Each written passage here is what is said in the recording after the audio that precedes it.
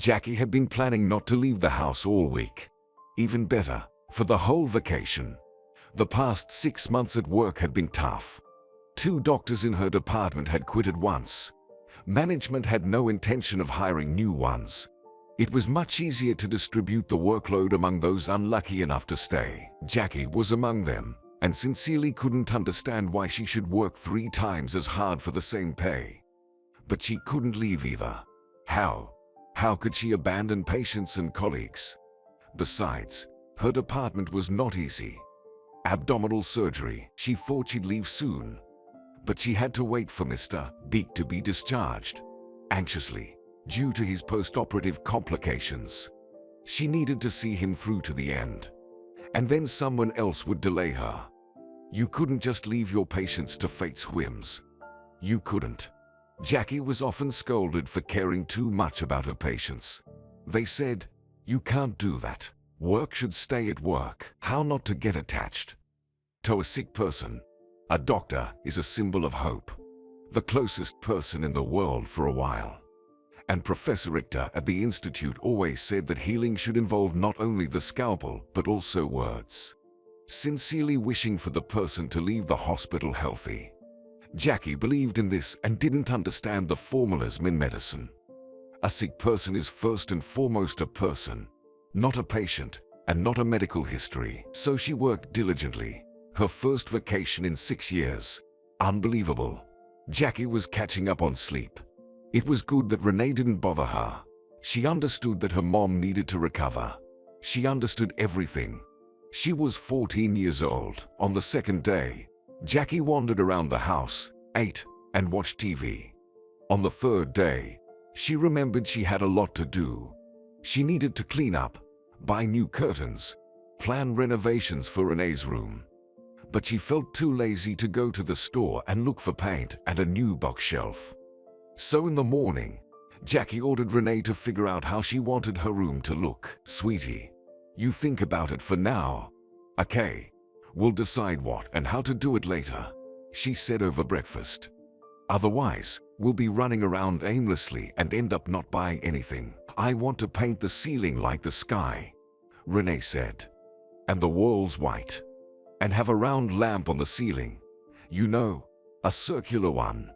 And also a cork board on the wall to hang photos." "Well, then find out where we can buy all that," Jackie sighed. "We'll go tomorrow, or we'll order it." "Are you too lazy, Mom?" Renee asked. "I am," she admitted honestly. "But I promised you. So the renovation will happen." "Okay, Mom, relax." Renee nodded. "I'll find everything. Don't worry." The woman smiled. "And also, daughter, don't even think about going into medicine." "Okay, Mom, I'll think about it," Renee said. After breakfast, Jackie washed the dishes and settled on the couch in front of the TV. Oh God, how good it was to do nothing. Just sit and not think that at any moment she might be called to a patient, or that someone's relative might come and she'd have to explain for a long time why the surgery couldn't be avoided, or convince the patient that despite being a woman, she was perfectly capable of handling the upcoming operation. It's always been her problem. For some reason, many think that surgery is a man's job. Surprisingly, her age works in her favor. She's 42 and looks solid. Jackie is trusted. But there was a time when she was driven mad by those incredulous looks, by the worry in people's eyes, as if saying, "Who entrusted you with a scalpel, girl? Can I have a male surgeon instead?" She even cried sometimes. They told her that a female surgeon isn't a doctor, and there's no way for her to thrive here. "Go into calm therapy," everyone said. But Jackie couldn't see any other path. It's a dynasty, after all. Her grandfather was a surgeon, and so was her father. Since childhood, she loved to study surgical manuals and imagine herself in a white coat, with a scalpel in her hand. However, her father was against it too. He thought she wouldn't cope. To avoid disappointing her father, Jackie strived to become the best. And she did. Though she still sometimes faces disbelief. But at least now, she's only criticized for being a woman. Jackie couldn't resist and dialed the head nurse's number. "Rose, how are things there?" "Everything's fine here. Your Mr. Brown is stable. Phil says his tests are good. Mrs. Siemens is scheduled for surgery tomorrow. Prepare some blood." I didn't like his coagulogram, the woman sighed. "And also, okay, Jackie, rest." Rose interrupted. "We'll wait for you in the department in 2 weeks. And until then, I won't say another word about work." Jackie hung up. Rose was right. She's good. She's 7 years older than Jackie. Such nurses are worth their weight in gold. They know and see more than doctors with extensive experience sometimes. When young Dr. Jackie first arrived in the department, it was Rose who helped her settle in and comforted her when she cried once again in the residence room because they didn't trust her with surgeries, when patients refused her altogether, because she was young, because she was a woman, because she had little experience. The phone rang. Jackie saw the name on the display. Haley, her close friend. They studied together at the institute. Only Haley chose cosmetology and succeeded greatly. She now has her own clinic, earns money, looks like a doll. No one believes she's 40. Everyone thinks she's no more than 30. Jackie marveled at how they managed to maintain their friendship. After all, both of them had almost no free time. Thank God for phones. "Hi, Jackie. So, are you finally released?" "I am." Jackie smiled. "I slept for 24 hours. Can you imagine?" Renee got scared. "Checked if I was breathing at all." "But you worked for 2 days before that." Her friend laughed. "Jackie, maybe you'll come work with us after all. You'll retrain calmly with us." There was a significant pause. Haley has been inviting her to join her for a long time now. The salary would be higher, and she'd have more free time. But Jackie wasn't drawn to cosmetology. She loved her job. With all its drawbacks, nerves, sleepless nights, she loved the joy of pulling a patient back from the brink, bringing back someone who was almost in the grave. Yes, she worked, to the detriment of her own daughter, who had to prepare her own lunches and dinners. But Jackie saved lives. Will that be the case in a cosmetology clinic? Of course not. "I won't go," Jackie replied. "It's boring there." "Is it fun for you?" Haley snorted in offense. "I'm not rushing you. I'll wait as long as it takes."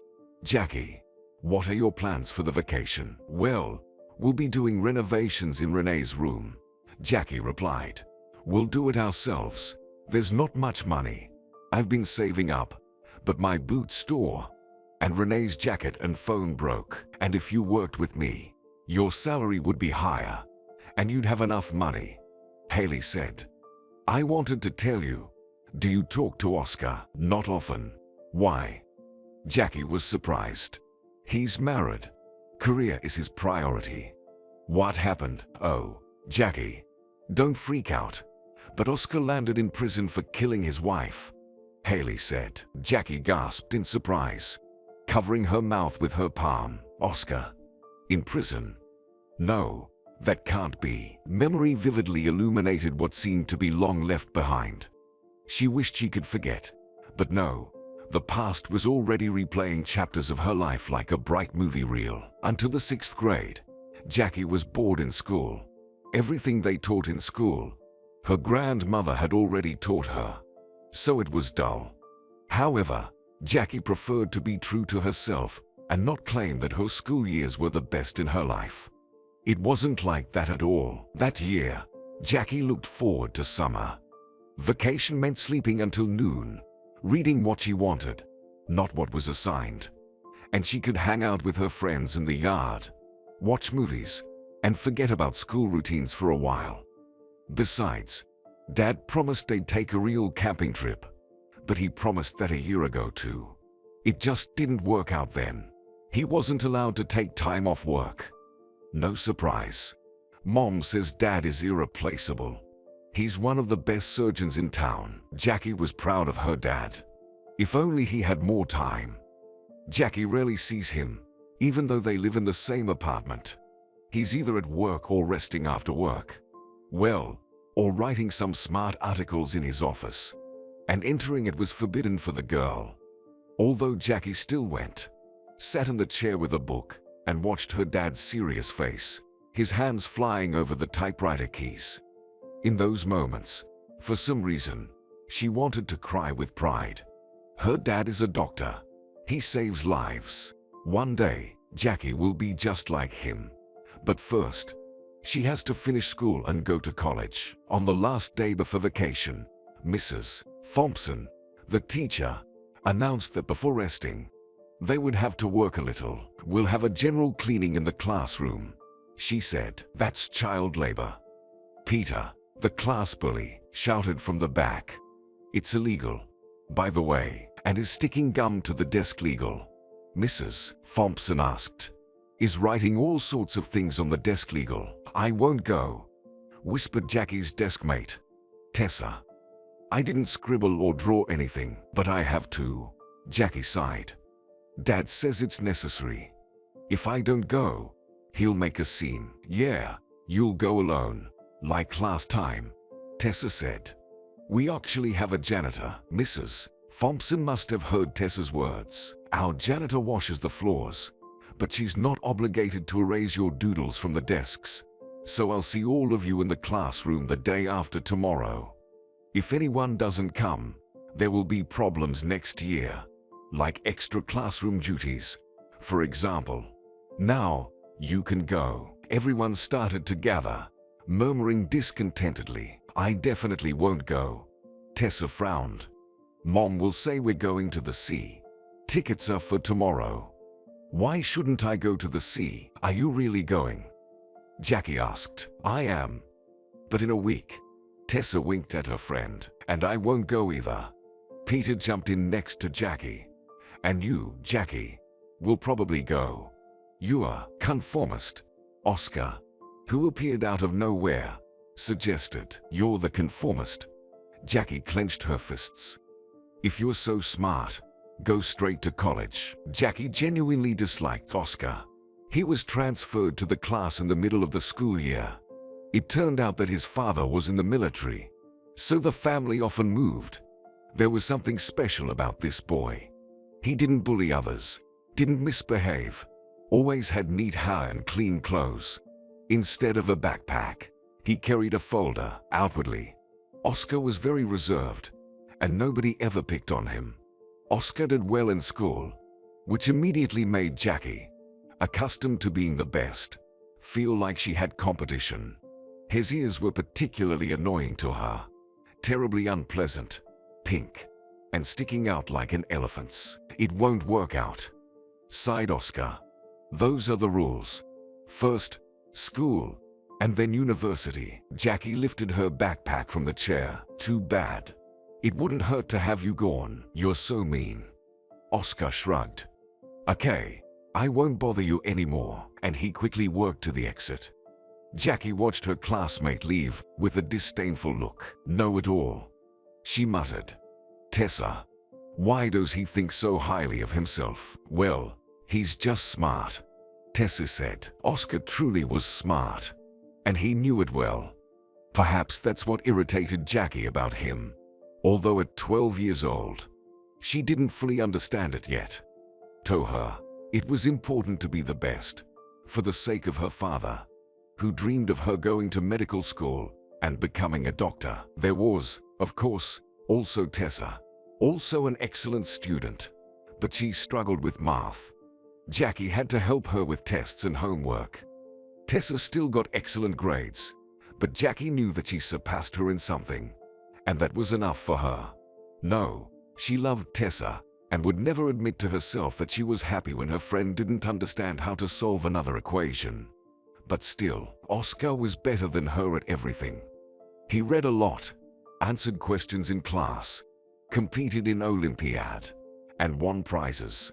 Jackie couldn't stand feeling second best. Maybe her dad was right. Were boys really inherently smarter than girls? After a short work after school, Jackie returned home. Her mom was preparing lunch, and her dad was on shift. The girl decided to read a bit in her room. She changed clothes and settled on the couch with a book. However, she couldn't focus on reading. Strange thoughts crept into her mind. Maybe she was really a disappointment to her parents. Jackie hadn't thought about it until she accidentally overheard their conversation. She was passing by her parents' bedroom at night, feeling thirsty. She tiptoed, trying not to make a sound. Her dad couldn't stand it when Jackie left her room at night. And suddenly she heard his quiet voice. "Lisa, it will be too difficult for her. What's the point? Should we spend money on tutors when we're tight on cash?" Jackie understood that they were talking about her. The talk about tutors had been going on for a long time. Mom believed they were necessary already because Jackie planned to go to medical school for the Faculty of Medicine. And the competition there was always huge. Dad thought it was too early to think about it. Plus, he had some money problems. Jackie wasn't involved in these problems, but she felt that her mom had started saving on food. "Why?" Mom asked. "What's wrong with her? Girls go to medical school and become doctors. She won't become a surgeon. It's not a woman's job." Dad objected. "At most, she'll become a therapist or a dermatologist. Is it worth hiring tutors for that? If she doesn't get in, she'll go somewhere else, maybe into teaching." "Chris, you're too categorical," Mom said softly. "I'm sorry I couldn't give birth to a son. What could I have done?" "Yeah, I know. Don't be upset," Dad said. They both stayed silent for a while. Jackie was afraid to breathe and stood still. Finally, Dad continued, "You forgive me too. You know, I dreamed of continuing the dynasty in our children. But we didn't have any female doctors in our family. And Jackie, well, she's trying, of course. At her age, I was already reading serious manuals and discussing them with my father. But she's still a girl. No, I love her. You know I'll do anything for her. But I'm against medicine. Let her choose something calmer." "But she dreams of becoming a surgeon. Like you. And you know that," Mom objected. "There are no female surgeons," he said. "And if there are, they're usually someone's protégés. They won't trust her with anything more serious than an appendectomy. So the question of tutors is closed." Lisa. Jackie never made it to the kitchen that night. She returned to her room and cried the whole night, burying her face into the pillow. And then she started spending even more time with her textbooks. She would borrow her father's books from his library, reading at first without understanding much. But with time, she began to grasp surgical procedures, types of inflammations, and other medical matters. Her father watched her with pleasure, but she could see doubt in his eyes. There was no pride, no joy in her achievements. Just a question. Will you manage? Will you overcome? After all, you're just a girl, not a son who would continue the dynasty. And now there was Oscar on top of it. Her father would surely be proud of such a son. But was it Jackie's fault that she was born a girl? She didn't choose her gender before birth. It just happened. But it didn't matter. She would prove to her father what she was capable of, and he would surely be proud of her. On the day of the general cleanup, Jackie couldn't help but go to school. Tessa tried to dissuade her, but Jackie couldn't stand breaking the rules. Yawning, she entered the classroom, expecting to see at least 3 or 4 people there. But all she saw was Oscar and Mrs. Thompson. Oscar was diligently cleaning the desk. Mrs. Thompson stood next to him, arms crossed over her chest. "I knew it would be just you," she said. "Hello, Mrs. Thompson," Jackie said. "Oh, Jackie came. My smart kids," Mrs. Thompson smiled. "All right, take a rag and start cleaning from that end." "Hey, Jackie." Oscar winked at her. "I wasn't expecting you." "Hi, Oscar," Jackie muttered. It was clear they would be here until evening. Tessa was right. Jackie shouldn't have come. Mrs. Thompson grumbled a little more, then headed to the teacher's lounge for tea, giving some final instructions. "All right, wipe the windows again, and take down the curtains. That's all. I'll be back soon." They were left alone. Jackie angrily scrubbed the desk, regretting she had come here at all. Oscar worked calmly, humming to himself. "Can you keep it down?" Jackie said. "What?" Oscar didn't understand her. "Stop howling. Can you?" she said. "It's annoying." "Oh, I'm sorry, miss." Oscar playfully waved the rag. "But sometimes I just can't control myself. You should try. I sympathize. I read that rabies is incurable." Oscar sighed. "Strange that you're not afraid of water." "Oh, you." Jackie threw the rag at him, but missed. "Deal with your own issues." For the next 2 hours, they didn't exchange a word. Finally, the desks were scrubbed clean. Only the window remained. "I'll climb." Oscar sighed. "I'm taller after all. I can reach." "I can reach too," Jackie argued. "No, you're too small. Just hold the ladder." Jackie decided not to argue. Let him wash the windows if he wanted to. The boy took a bucket and a rag and climbed the ladder. Jackie stood, holding it. "Where are you going to apply?" Oscar suddenly asked. "What do you want to become?" "What's it to you?" Jackie snapped. "Just curious." He shrugged. "I want to become an architect. To build proper schools.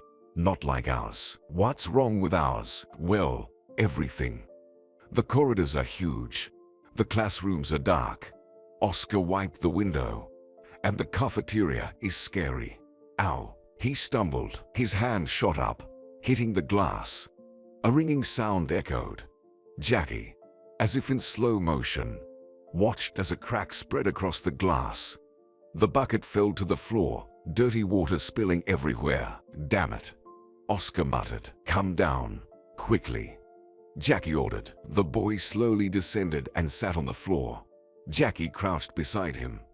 Oscar held his hand to his chest, a bloody stain spreading across his white t-shirt. "Show me," she demanded. Oscar extended his injured hand to her. A cut ran across his palm, fortunately without any glass shards. "Wait." Jackie rushed to her bag. It was good that her dad taught her always to carry a first aid kit. "Do you know how?" Oscar asked quietly. "I do." Jackie nodded. "Dad taught me." "Hold still. I'm afraid of blood," he admitted. "I might faint," Oscar said weakly. "Then don't look," Jackie ordered. Oscar obediently turned away. "Yeah, we need to go to the ER," she declared. "Your cut is deep. It's not far from here. I know where to go. Let's go." "What about Mrs. Thompson?" Oscar asked. Jackie reached out her hand, and he awkwardly got to his feet. "We'll tell her later. Let's go quickly." 10 minutes later, they were at the ER. The nurse called Oscar's mom to inform her about what happened. Jackie sat on a bench outside the doctor's office. For Oscar, despite being annoying, his ears were too. But she still felt sorry for him. 15 minutes later, Oscar emerged from the office and flopped down next to Jackie. "Alive?" she asked. "Alive." Oscar nodded. 3 stitches. "They said you did a really good job bandaging it." "Oscar, there you are." A full-figured woman in a bright red dress with long white hair flew towards them. "My boy. My goodness."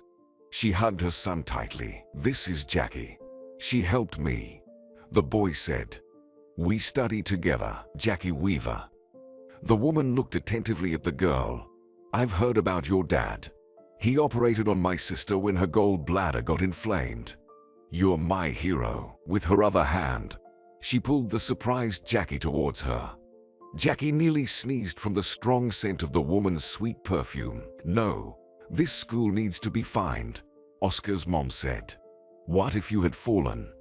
What if they had to amputate your hand?" "They wouldn't have to," Jackie said. "Well, anything could have happened." She frowned. "My name is Azalea. You're my heroine. Let's go to the school. I need to have a word with this Mrs. Thompson," Oscar reminded. Jackie and Oscar weren't present for the conversation between Mrs. Thompson and Azalea. They sat on a bench in the schoolyard. "You're not so bad after all," Oscar said. "And you're pretty cool. I couldn't have done that." Bandaging a hand quickly, figuring it out. "Yeah, you're not so bad either," Jackie smiled. Just a bit of a know-it-all.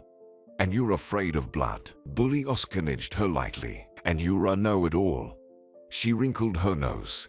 Being a know-it-all is worse than being a bully. That summer they started communicating. They went for walks together, called each other on the phone. Usually, the call came at 9 in the evening. Jackie dragged the phone into her room, settled on the couch, and covered herself with a pillow. She didn't want her conversations with Oscar to be overheard by her parents.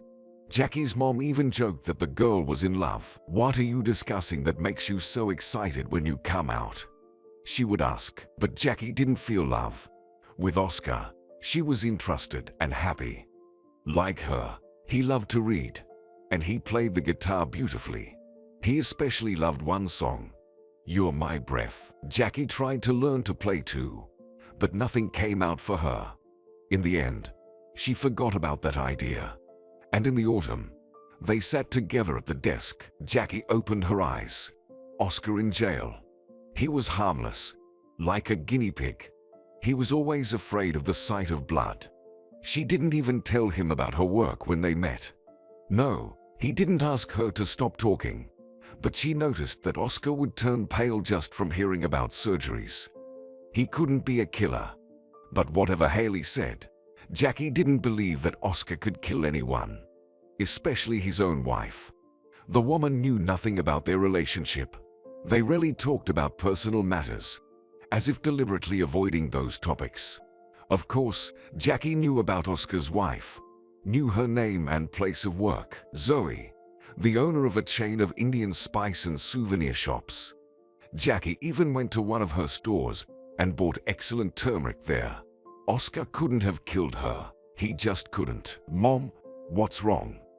Renee peeked into the living room. "Did something happen? Did they call from work?" "No, dear." Jackie shook her head. "Oscar has problems. Haley, my friend, called." "It's okay. No problem is insolvable," Renee said. "You always say that, don't you? And I also tell you that you can't trust authorities, even mothers. Because I can also be wrong." "Renee, go to your room. I'll calm down now," Jackie said, not believing in herself at all. "And I'll make you tea," Renee decided. With chamomile, she went to the kitchen, leaving Jackie alone. Jackie looked at her reflection in the mirror of the old wardrobe. Strange. She didn't even get this nervous before the most complex surgeries. And now, her hands were trembling. Tears were welling up, and goosebumps ran down her spine. Lord, she took the news of Max leaving her, Renee's father, easier than this. The doorbell rang. Jackie rushed to the hallway. It was Haley. She looked great as always. A business-like blue suit, a white shirt, hair styled in a high stylish bun. Her eyes were amazing, smoky. Jackie felt like a beggar next to a princess. She had a nest on her head, was dressed in stretched-out sweatpants and a knee-length t-shirt. "What's up?" Haley was surprised. "Don't you ever groom yourself?" "I'm on vacation, actually." Jackie frowned. "I have the right." "Ha, sure." Haley nodded, kicking off her heels. "Prepare some sedatives. There's a story." "I thought you knew something." "No," said Jackie. "We haven't talked for 3 months. Then he went on a business trip and didn't call again." "Mom, the tea is ready." "Hi, Haley," Renee said. "Hi, Renee. Make me tea too, please," she asked. "Jackie, you should have married him after all. Then nothing like this would have happened." "Who?" Jackie asked with a tense voice. "Well, you're Oscar," said Haley. "You're a couple. I understood that as soon as you introduced me to him. Actually, he's just a friend, nothing more." Jackie's relationship with Oscar had become a tradition. She got used to having someone in her life who was a beacon. It was a kind of salvation in everyday failures and emotional disappointments. "Come on in. Tell me already. Don't keep me waiting," said Jackie. 5 minutes later, the women were sitting in the small kitchen. Renee brewed tea and went to her room. "Okay, the story is crazy," Haley began. One of my clients worked for Zoe in her store, was a manager there. Well, yesterday she told me that Zoe was killed, and there are some nasty rumors going around. I talked to her personally. And what rumors? Just listen to me and don't interrupt, said Haley. I also investigated through my channels. I have different clients, including from the police. So, I know some things, but not everything. Oscar had been married to Zoe for a long time. Jackie even attended his wedding. Oscar took a long time to choose his wife, carefully selecting what he thought was the perfect match. Zoe was a businesswoman, so Oscar's money didn't interest her, which was an important factor for him. The second factor was Zoe's beauty. She was truly stunning. Tall, slender, with long legs and gorgeous chestnut hair. Zoe's parents were also well off. Her father owned an art gallery. Her mother traded clothes in a large online store. I know all this perfectly well. Jackie interrupted. Oh, hold on, frowned Haley. Anyway, the birdie told me that things weren't going well between them lately. You know, they were heading for divorce. Didn't he tell you? No, Haley, I'm telling you, we didn't discuss such matters. He didn't complain about family life. Jackie shrugged. Well, apparently, things weren't going well between them. Haley continued. They were almost sleeping in separate bedrooms. But I heard this from Zoe's acquaintance who also does procedures for us. You have a lot of informants. Jackie marveled. Can you work for the police with such a network of agents? I have all the elite, declared Haley. The girls tell me a lot during procedures, and I remember.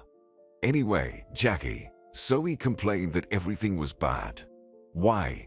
No one knows for sure, but it was heading for divorce. Oh, come on, said Jackie.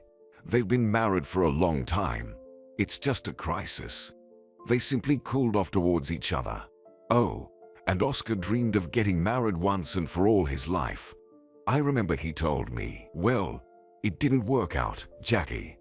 Listen, I know Oscar started traveling a lot for work, didn't want to be at home, and Zoe was calmly running her business. On the surface, they seemed like the perfect couple. But in reality, as far as I understand, they didn't have a marriage. They lived like neighbors, slept in different beds. And did your client tell you about the beds? Jackie asked in surprise. No, Haley replied irritably. But Zoe complained about lacking intimacy. Maybe he lost interest. Jackie smirked. He always had a lot of girlfriends. That's Oscar's temperament. And don't look at me like that. We never, not once. Haley, too bad. I still think you would have been the perfect couple, said Haley. Oh, come on, Haley. Jackie smiled at her memory.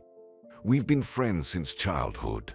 There can't be any romance with the person you used to throw snowballs at, who you learned to ride a bike with. Oh, okay, said Haley. Listen further. One time Oscar came back from another business trip. Zoe, apparently, decided to arrange a romantic dinner for him. Maybe she wanted to mend their relationship or revive past passion. Anyway, she met him in a lace robe, heels, full makeup. They had dinner, but what happened next? No one knows. Oscar's housekeeper found Zoe in the room with a knife wound. She was lying right there in her robe, a wound right in the heart. And Oscar was taking a shower at that time. No, do you think he's stupid? Exclaimed Jackie. To kill his wife in front of the housekeeper and then calmly go take a shower. That's the point. Haley lowered her voice. There shouldn't have been a housekeeper there. Zoe sent her home. Oscar probably knew about it. And she came back, forgot something. I don't know. It doesn't matter. Anyway, the housekeeper got scared, called the police. And then Oscar comes out of the shower and claims he doesn't know anything and didn't hear anything. Apparently, they argued over dinner, talked about divorce. Anyway, he didn't finish eating, left everything and went to wash up. And when he came out, his wife was lying dead. What a horror. Jackie rubbed her forehead with her hand. Haley, he couldn't have done it. He's afraid of blood. He's an intellectual. It's not his method. Haley, he would. Sorry for saying this. He would have poisoned her rather than stabbed her. Do you think so? Haley squinted. Oh, God. Haley, I don't believe Oscar is capable of such a thing, exclaimed Jackie. Then who did it? So he asked. Not the housekeeper, right? Everything points to him. Understand? He thought no one would be at home. That's one. He went to the shower to wash away the evidence. That's two. And he has a motive. If they divorce, he'll have to divide the property. He's rich, you know. Haley, that doesn't mean anything, said Jackie. He could have been framed. By whom? Haley looked at her friend. If you have any thoughts, then speak up, because he's the only suspect so far. His fingerprints were found on the knife, but he says he was cutting meat that Zoe served for dinner. Haley, he couldn't have killed her, Jackie repeated. I know it for sure, and if necessary, I'll prove it. 20 years ago, Jackie was terribly sleepy. Combining work and studies was not easy. Even now, she could barely stand on her feet after a night shift in the surgery department, where she worked as a cleaner. She went to meet Oscar from the army. She couldn't miss it, and his mom begged her to come with her. They stood on the platform, shivering from the cold wind. Summer this year turned out to be cool. Azalea was eagerly tapping her foot. She hadn't changed much since their first meeting. Still the same bright blonde, preferring red dresses and large jewelry. Just a little thinner since her husband died 2 years ago. Poor Oscar. How he suffered then. How he suffered then. He called Jackie every day, asking if his father had a chance of recovery, as if she were already a doctor. And she was only in her first year, hadn't even properly studied anatomy. Poor girl. Azalea hugged Jackie by the shoulders. Pale, thin. Oh, this medical education. Azalea, how's your gallbladder? It's fine. Doesn't hurt. I'm following the diet. She sighed. It's hard. You've banned all the tasty things for me. What's the point of living if you can't eat pastries? Nothing is allowed. Yes, nothing is allowed. Jackie nodded sternly. And don't forget to take your pills that were prescribed to you. I won't forget. And Layla still hasn't come, even though she promised. Azalea shook her head. Jackie grimly nodded. Yes, Layla, Oscar's girlfriend, hadn't shown up. And Jackie knew why. She met someone else, and it's been 6 months with him. They met by chance on the street. Layla was so happy, glowing with happiness. Jackie promised then that she would tell Oscar everything when he returned. And how to tell him. Oscar loved Layla. He even said he would marry her, and she could understand him. Layla was a beautiful girl, and Oscar always loved beautiful women. Oh, it seems like it was just recently he ran to his first date with Layla. And it's been over a year and a half already. Jackie will always remember how he prepared for that date. They met in the park, as usual. They had a tradition of going to the Sitter Park on Saturdays. That day they met at the park entrance. Hey, hope of architecture. Jackie hugged Oscar by the shoulders. And hello to you, future world surgeon. He kissed her on the forehead. Listen, I've decided. You asked Layla out on a date. Jackie admired. Good for you. I told you, you just have to muster the courage. Let's go. I'll treat you to ice cream. Do you want some ice cream? He asked. I want. I'm terribly hungry. 4 classes today. Jackie sighed. Tell me, why do I need philosophy? Why? For general development. Oscar led her to the ice cream stand. Strawberry. Jackie nodded. Hello. Strawberry and chocolate, please. And Oscar handed the seller a bill. Anyway, we're going to a cafe with her. And she also wants to go to a party. You know, I think it's serious between us. Yes, going to a cafe and a party is very serious. Jackie took the ice cream. I think after that you can safely propose to her. Bully. Oscar joked. But I still love you. They strolled slowly along the alley. Jackie enjoyed her ice cream and thought about the upcoming philosophy exam. Oscar was pensive and quiet. Finally, Jackie decided to break the silence. Oscar, why are you like this? Me? The guy stirred. I'm just worried. Jackie, please don't laugh. Okay, I'll laugh. She promised. Go ahead. Tell me. He stopped. Jackie, I've never kissed anyone in my life. Oh, come on. She looked at him in amazement. What about Katie? What about Bella? That wasn't like that. But with Layla, I want to try. But I don't know how. He shrugged. And what should I do? And you want me to give you a master class? She laughed. Oscar's face remained serious. Jackie was taken aback. Are you serious? Well, you talked about Nelson. Well, yes, we kissed. Oscar, are you acting like a child? You'll figure it out. I won't. He lowered his gaze. Can you at least explain it in theory? Jackie, please, said Oscar. Jackie was lost in thought. She had lied about kissing Nelson. Their walks didn't lead to anything further. And when Nelson tried to get under her skirt on their third date, she slapped him and ran home. But she never told Oscar about it. Well, listen, she said, keep your hands to yourself. And don't rush. You have to be careful. She lectured him for 5 minutes on kissing. Jackie's knowledge was purely theoretical, gleaned from a few romance novels she borrowed from her mother. Oscar listened attentively. They sat down on a bench. Jackie, are we friends? Unexpectedly asked Oscar. Well, of course, we're friends. She nodded. Best friends. He squinted. What do you want? The girl frowned. Just say it straight. Can I try? Oscar blushed. I mean, with you. You don't mind, do you? I even bought gum so my breath wouldn't smell. You prepared. Jackie was surprised. So you went ahead to practice on me. Oh, wait. Will you come to me for practice before your wedding night too? Jackie, what are you saying? Oscar was scared. No, I'll figure it out myself there. I just don't want to embarrass myself. Jackie, we've known each other for 100 years.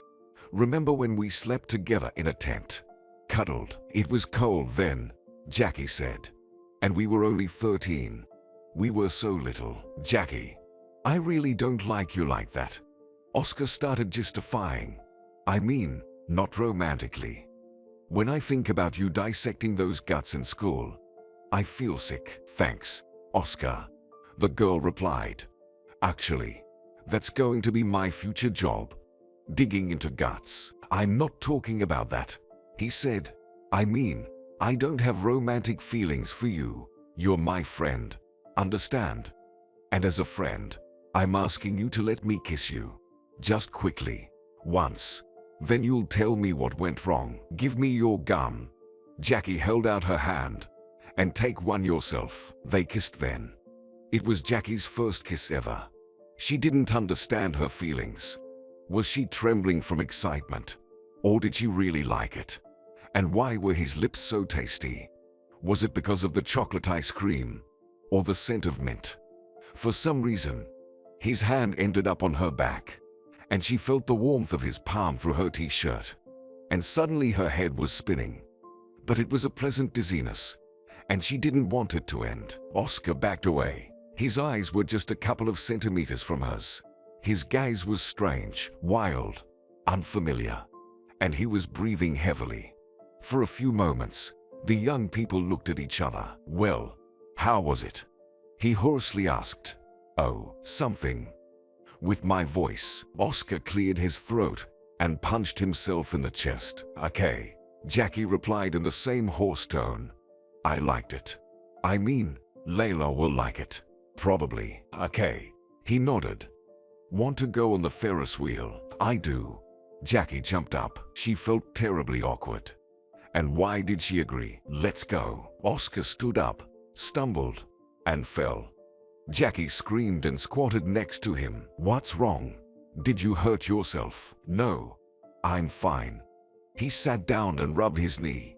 There's some kind of stone here. Jackie looked around. There was no stone. Let's go ride, and then home, she said. I need to prepare for tomorrow's classes. She couldn't forget their kiss. Strange, awkward, friendly. Her first kiss. It was supposed to be so different. It was supposed to be a boy who would love her, not just as a friend, and whom she would love. And Jackie spent her first kiss on some big-eared Oscar. Apparently, the lesson wasn't in vain. Oscar dated Layla for 6 months, then went into the army. And now it's not Layla, but Jackie meeting him at the platform with a bouquet of silly cheap flowers. I wonder if he told his mom about us kissing. Doubtful. Jackie, do you have money? A sailor asked. I'll give you some if needed. I have everything. Jackie smiled. Dad's in a private clinic now. They don't pay much yet, but they promised to raise his salary. And Mom's feeling better. Jackie didn't want to talk about her mother. She had been treated for a year, suffering from headaches, and no one could find the cause. Her father was working himself to exhaustion to afford endless tests. The train in which Oscar was traveling was about to arrive at the platform. Azalea blushed, her eyes shining. Jackie caught herself feeling nervous too. After all, she missed Oscar. For 2 years, she had been walking in the park alone. At first, she even cried. She missed him terribly. Jackie never thought she would miss him so much. But then she got used to it, and Haley kept saying, think about it. Maybe he's your destiny. You're waiting for his letters and writing to him yourself. Write to him that you miss him. But Jackie didn't even think about writing that. If she said she missed him and even mentioned their kiss in the park, he'd still turn it into a joke, as they usually did. And Jackie would feel terribly foolish. They're just friends and will never be anything more. And Jackie's not his type. He likes tall, slim girls with model looks. Oscar was very tall. Jackie felt like a dwarf next to him. No long legs, no ample chest. She always talks about her surgeries and patients, and he's not interested in that. And she couldn't care less about his architecture. The train stopped. Jackie felt like her heart wasn't beating. She saw him getting off the train. He had gotten even thinner, just as tall as before. He noticed Jackie and his mom, smiled. Azalea rushed to her son and burst into tears, hugging him tightly. Jackie slowly walked towards them, squeezing the sweaty flowers in her hand. Hi, Jackie. He smiled at her. Your hair's grown. Yeah. How much time has passed? Here. And she handed him the bouquet. Welcome back, Oscar. For some reason, Jackie wanted to cry too, but she never did. She always knew how to hold herself together. Dad said it was one of the most important qualities of a future surgeon. She told him about Layla that same evening. They went to his house then. Azalea set the table, invited friends. Jackie was Oscar's only friend. After the dinner, he walked her home. Oscar, I didn't write to you, but Layla. Jackie started. No need. He interrupted her. I figured it out. She wrote a couple of lines once a month. Even an idiot would understand. And how are you? She asked gently. Nothing much, he replied.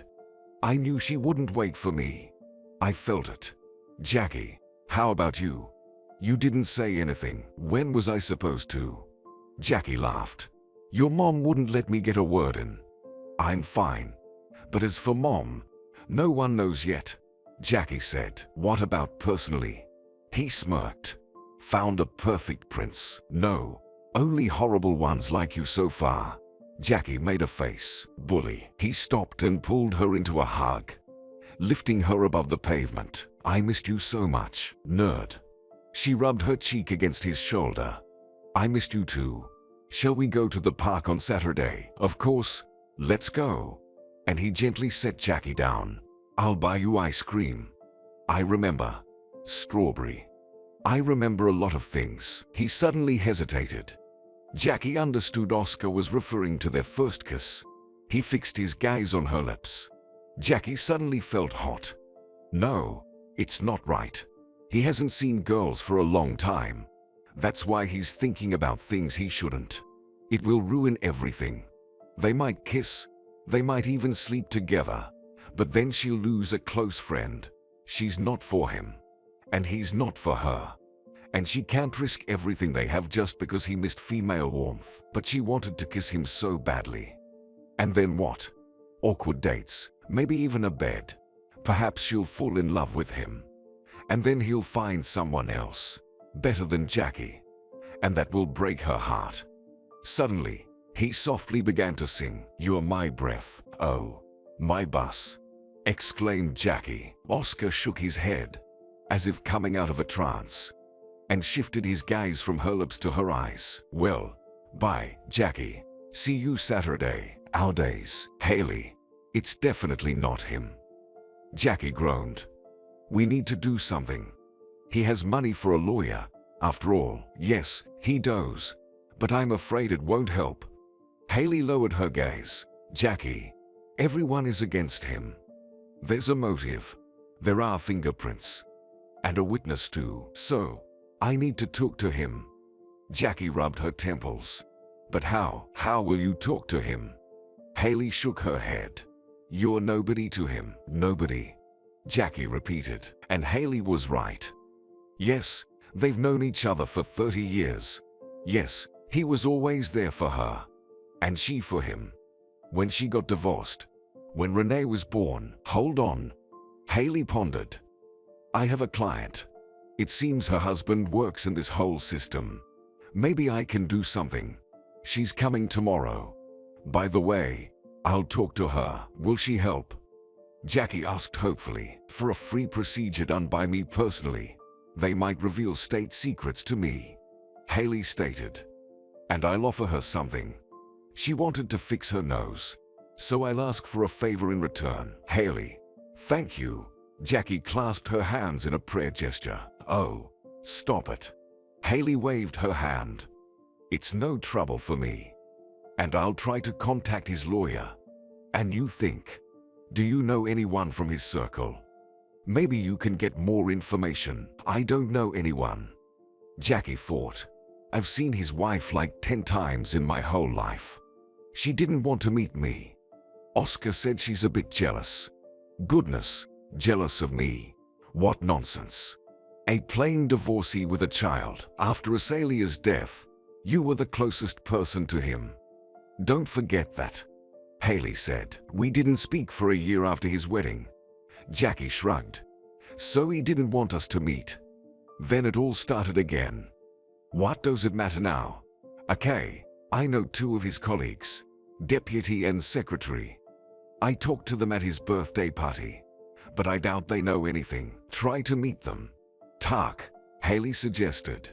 "It won't hurt. Everything could be important now. Any information."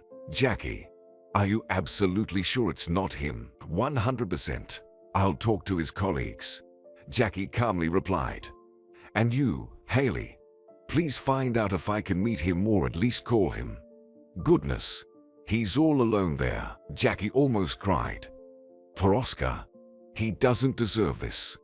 Sitting there in prison, thinking about what's next." "Well, Jackie, I have to run."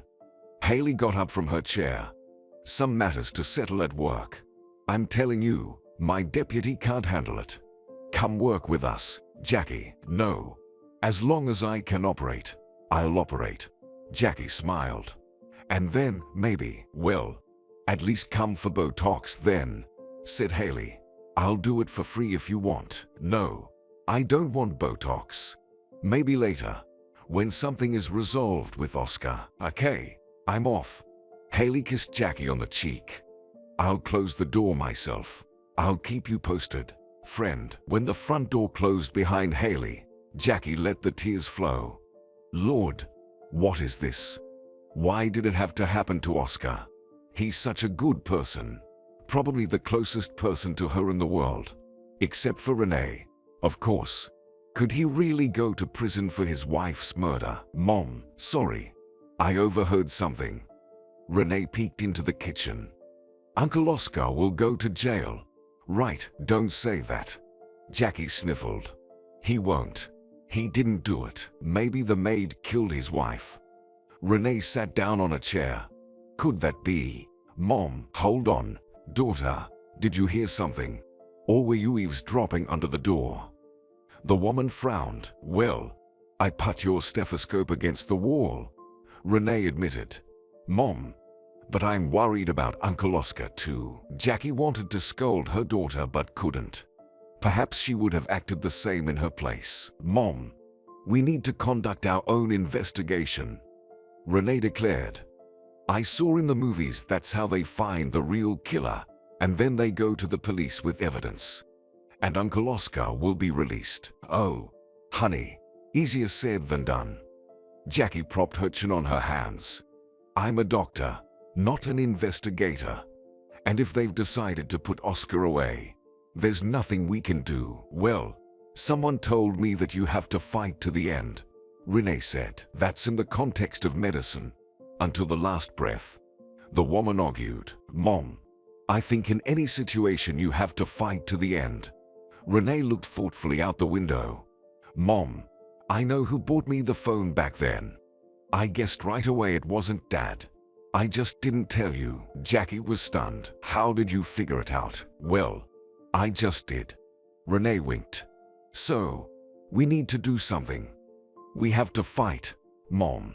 To the end. 5 years ago, there were only 2 days left until Christmas. Jackie always loved Christmas, especially when she had her daughter Renee. She wanted it to be special for Renee. Presents a decorated Christmas tree. Works through the city adorned with garlands. And this year she bought the biggest, most luxurious Christmas tree. She had a hard time dragging it home. She couldn't count on Max, her ex-husband. He was busy with his own affairs. She bought Renee a gift, a Barbie doll with strange multicolored hair. Jackie planned to take a walk with Renee first, then sit down for a festive meal, and in the morning go skating. That's where she was going to give her second gift to her daughter. Ice skates. Renee had been crazy about figure skating for the past year, so let her learn. Of course, the gifts were expensive.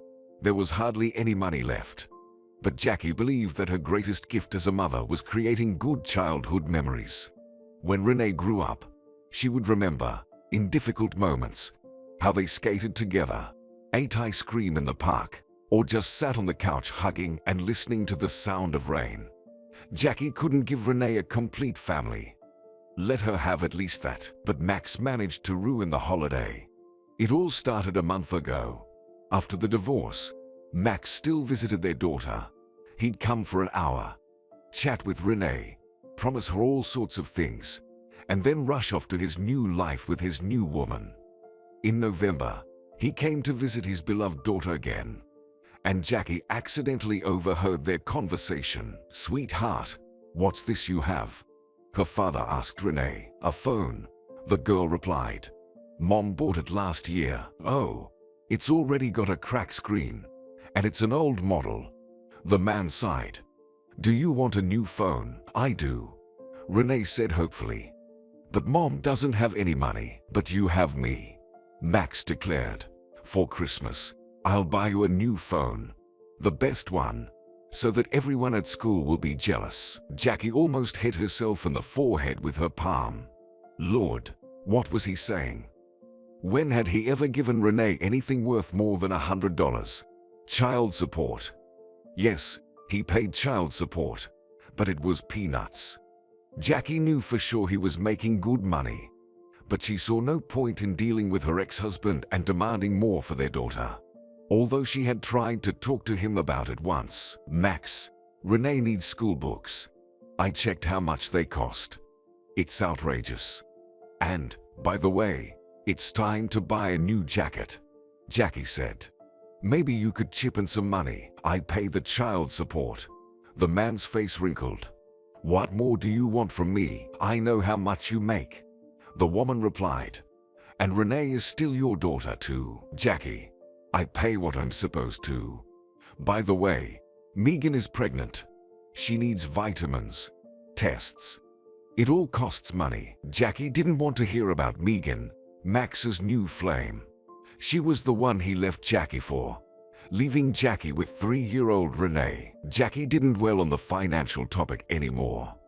Let him live as he wants. She could raise her daughter on her own. But why did he promise her a phone? He has Megan. After all, she's already given birth to a son. Max is always complaining that there's not enough money, that the child is always sick, that Megan isn't breastfeeding him and they have to spend on formula. And suddenly such a generous gift. In the evening, after Renee had gone to bed, Jackie decided to call her ex-husband. "Why did you promise her a phone, huh?" The woman asked. "Can't I promise to buy our daughter a phone?" He challenged. "You can only promise," she said wearily. "Our daughter will wait. And if you don't buy it, then what am I supposed to do?" "I'll buy it," the man grumbled. "We'll get a good Christmas bonus. Renee will have a decent phone, not the junk you bought her. If you, Max, don't buy this damned phone for her, I don't know what I'll do with you." Jackie hoped her ex-husband would keep his word. Renee hadn't forgotten about his promise and asked every day, "Will Dad buy the phone? And if he does, which one? I want an iPhone," she dreamed. Jackie just nodded and smiled. Psychologists say you shouldn't turn a child against their father, even if you're divorced. Otherwise, the girl develops a wrong idea about men and won't be able to trust anyone. And then, 3 days before Christmas, the woman decided to call Max. "Hello," she said calmly. "Do you remember what you promised our daughter?" "What did I promise?" The man was surprised. "I'll remind you. You promised to give her a phone," Jackie said. "She's waiting. She reminds me 10 times a day." "Oh, Jackie, here's the thing. The bonus was half of what I expected. My son got sick. Expensive medicines are needed. And Megan asked for a laptop as a gift. Basically, all the money went to that. So I'm broke. Sorry." "So, what should I do?" "Renee is waiting." "What should I tell her? That Dad spent all the money on his new son?" "Ha, well, you're the mother. Figure out what to say." "I'll buy her the phone later, in the spring," the man said. "You jerk," Jackie hissed and hung up. And here she sits in the kitchen, crying, dropping her head on the table. It's good that Renee went for a walk with her grandmother and didn't see her tantrum. Maybe she'll still be able to take out a loan or borrow money from Haley, for example. But it's so awkward for her to ask. The phone rang. Jackie thought it was her ex-husband. Maybe he changed his mind and will now say he'll buy their daughter the phone after all. But it was Oscar. Imagine that. They hadn't spoken for 2 months. He had a lot of work. And there was also a new girl he was in love with. The woman wiped her eyes and picked up the phone. "Hi, Jackie. Sorry for disappearing," Oscar said. "I wanted to ask, what are your plans for Christmas? Maybe you and Renee could come to me for New Year's." "Maybe." Jackie tried to convey calmness in her voice. "We wanted to go skating." "Oh, great. Can I join you?" Oscar asked. "But what about your girlfriend? Won't she object?" Jackie was surprised. "Well, we broke up." The man sighed. "Our characters didn't match, so I'm free." "And how about your ex?" And Jackie couldn't hold back. She burst into tears right into the phone. "Jackie, what's wrong?" Oscar was alarmed. "What has he done now?" "Jackie, don't be silent." "Nothing. Really. He just promised Renee a phone as a gift and then changed his mind." "Oscar, maybe you could lend me some money. I'll pay you back." "What a jerk." The man said quietly. "Jackie, I'll give you money. I'll give you however much you need. Just don't cry. Okay." "Good Lord. How did you even get involved with him?" The woman said goodbye to Oscar and placed the phone on the table in front of her. "You remember him, and he's right there. Amazing. Even on the day Renee was born, Oscar was there. Who would have thought? Yet, she and Max had such love, and he left her all alone back then." Though Jackie was not alone. Thanks to Oscar, Jackie met her now ex-husband immediately after finishing university. During her studies, she had no free time at all. There was no time for dates. Starting to work, Jackie suddenly realized that she had a lot of free time. She could read books, watch movies, even go for walks. She met Max at the birthday party of her former classmate Diana. They gathered in a small one-room apartment, drank wine, and someone brought a guitar. Perhaps it was because of that cursed guitar that it all began. He played wonderfully, and he sang well too. He had a deep, velvety voice, and he was good-looking too. Dark-haired, brown-eyed, with a piercing gaze. Max sang one song after another. He even sang Oscar's favorite song, "You're My Breath." It was time for cake. Jackie and Diana went to the kitchen. Diana closed the door and smiled. "Listen, Max can't take his eyes off you," Diana said. Jackie blushed. "Oh, come on. Where did you get that idea from? He looks at you when he sings. You know, Jackie. And well, you're a single girl here. You're interesting. And everyone else came with partners. So take a closer look, Jackie." That evening, Max escorted Jackie home. "And you're a surgeon, right?" he asked as they left the house. It was almost midnight, and Jackie wanted to be in bed as soon as possible, as she had to get up early tomorrow. Another shift. "A surgeon?" She nodded. "So what?" "Well, you're a girl." The man winked. "So tender, beautiful. Your hands are as precise as a pianist's. You're a surgeon. Well, that's unexpected. Thanks for the compliment, if it was even a compliment at all." Jackie looked at her hands. Ha, they were just normal. What did he find in them? "Jackie, you're beautiful." He looked at her with a long gaze, which for some reason made Jackie's cheeks flush. "Maybe we should go somewhere." "So fast?" Jackie was embarrassed. "Well, I'm used to acting fast. I like you, and you like me too. Otherwise, you wouldn't have let me work you home." And he smiled.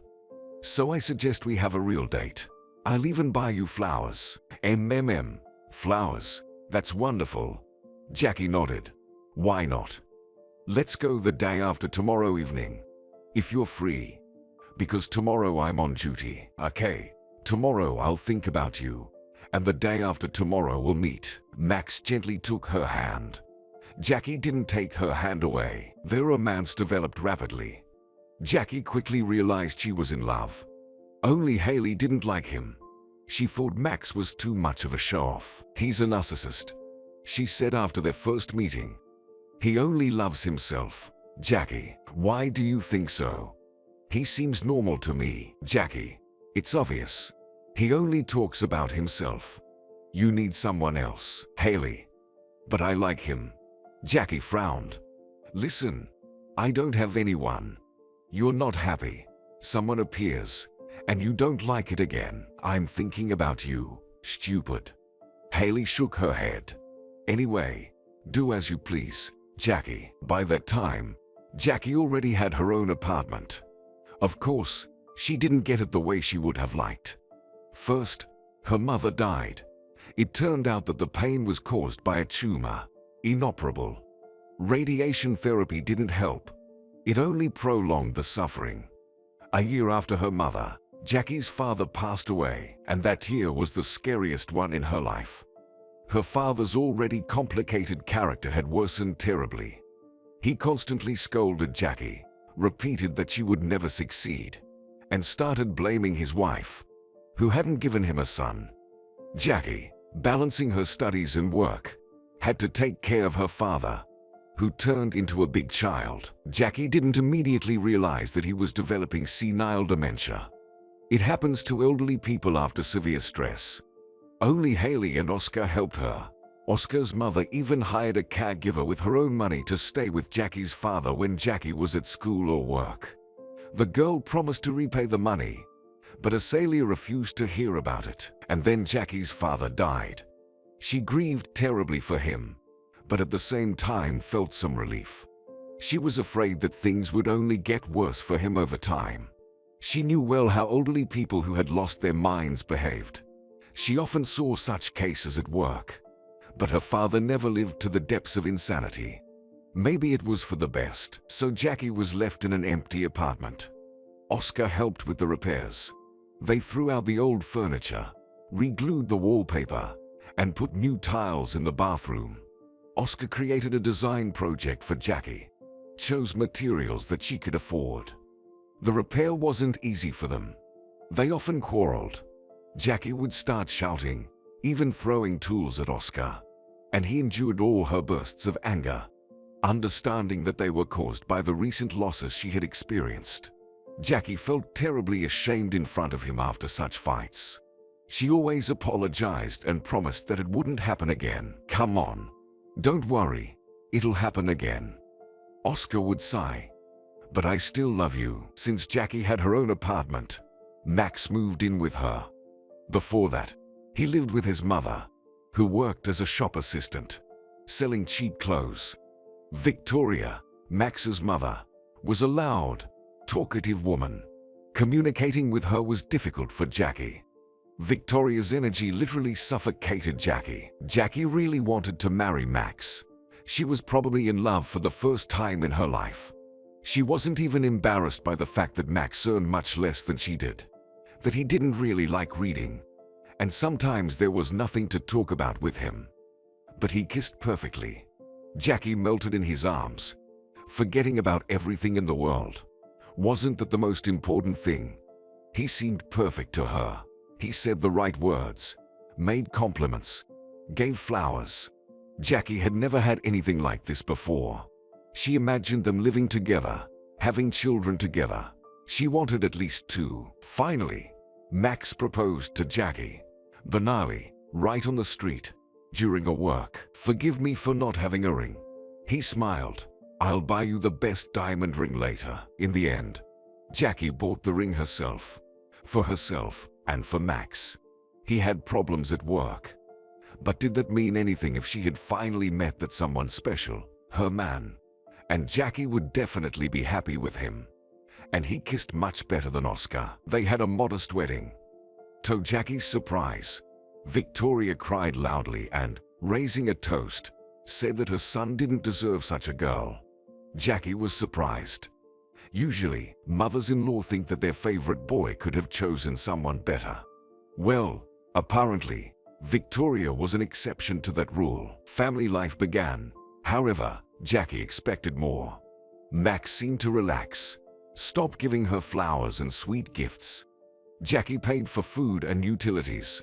Max said that his company was having problems right now. They needed to endure a little. Jackie endured and believed that sooner or later, things would work out for her husband. Haley didn't like this situation at all. "He's using you," her friend grumbled. "And what's next? Will you support him even after you have children?" Haley. "But everyone goes through difficulties. If people are together, they should support each other. It's normal," argued Jackie. "Isn't that what marriage is for?" "Marriage, Jackie, exists for mutual benefit and legal guarantees," Haley objected. "And what about you? Max just found a convenient woman. That's you. You'll do everything for him. You even disappear at work. Ideal conditions." He found himself a second mother. Jackie didn't listen to Haley. Maybe she was just envious. Haley's personal life wasn't going well. All her energy was taken up by her business and her cosmetic center. She rarely spoke to Oscar either. He worked at an architectural firm, considered one of the most talented young employees, and was aiming for a leadership position. Work took up almost all of his free time. Jackie understood this and preferred not to bother him. Everything changed when she realized she was pregnant. Max reacted negatively to this news. "Jackie, this is too soon," he said when she showed him the test with 2 lines. "You should have thought about it a bit." "About what?" Jackie was surprised. "This is my first pregnancy. I'm definitely not going to terminate it. I know what it can lead to. And why not? We're young. We have money, whatever you want. But it's your choice." The man replied mysteriously. No, he wasn't insisting on an abortion. But he didn't behave like a future young father dreaming of an addition to the family. He became cold and distant. Max repeated that they didn't have enough money, so find another job. Jackie burst out one day. To get paid more. You're already spending your own money only on yourself. Max, find one yourself. He shouted back. I like mine. You wanted a baby, so now you deal with this problem yourself. I thought we would do this in 5 or 6 years. Jackie decided that she wouldn't argue with her husband anymore. Maybe it was a shock to him. Once the baby was born, Max would see him, pick him up, and everything would change. The person most excited about Jackie's pregnancy was Victoria. It even seemed to her that the birth of a grandchild was Victoria's only goal. Her mother-in-law brought Jackie fruits, bought vitamins and clothes for the future baby. Even for the ultrasound, Jackie went with Victoria, not Max. He never had time for it. When they found out the gender of the future child, Victoria burst into tears. How good that it's a girl. Why? Jackie asked. The main thing is for the baby to be healthy. Oh, you don't understand.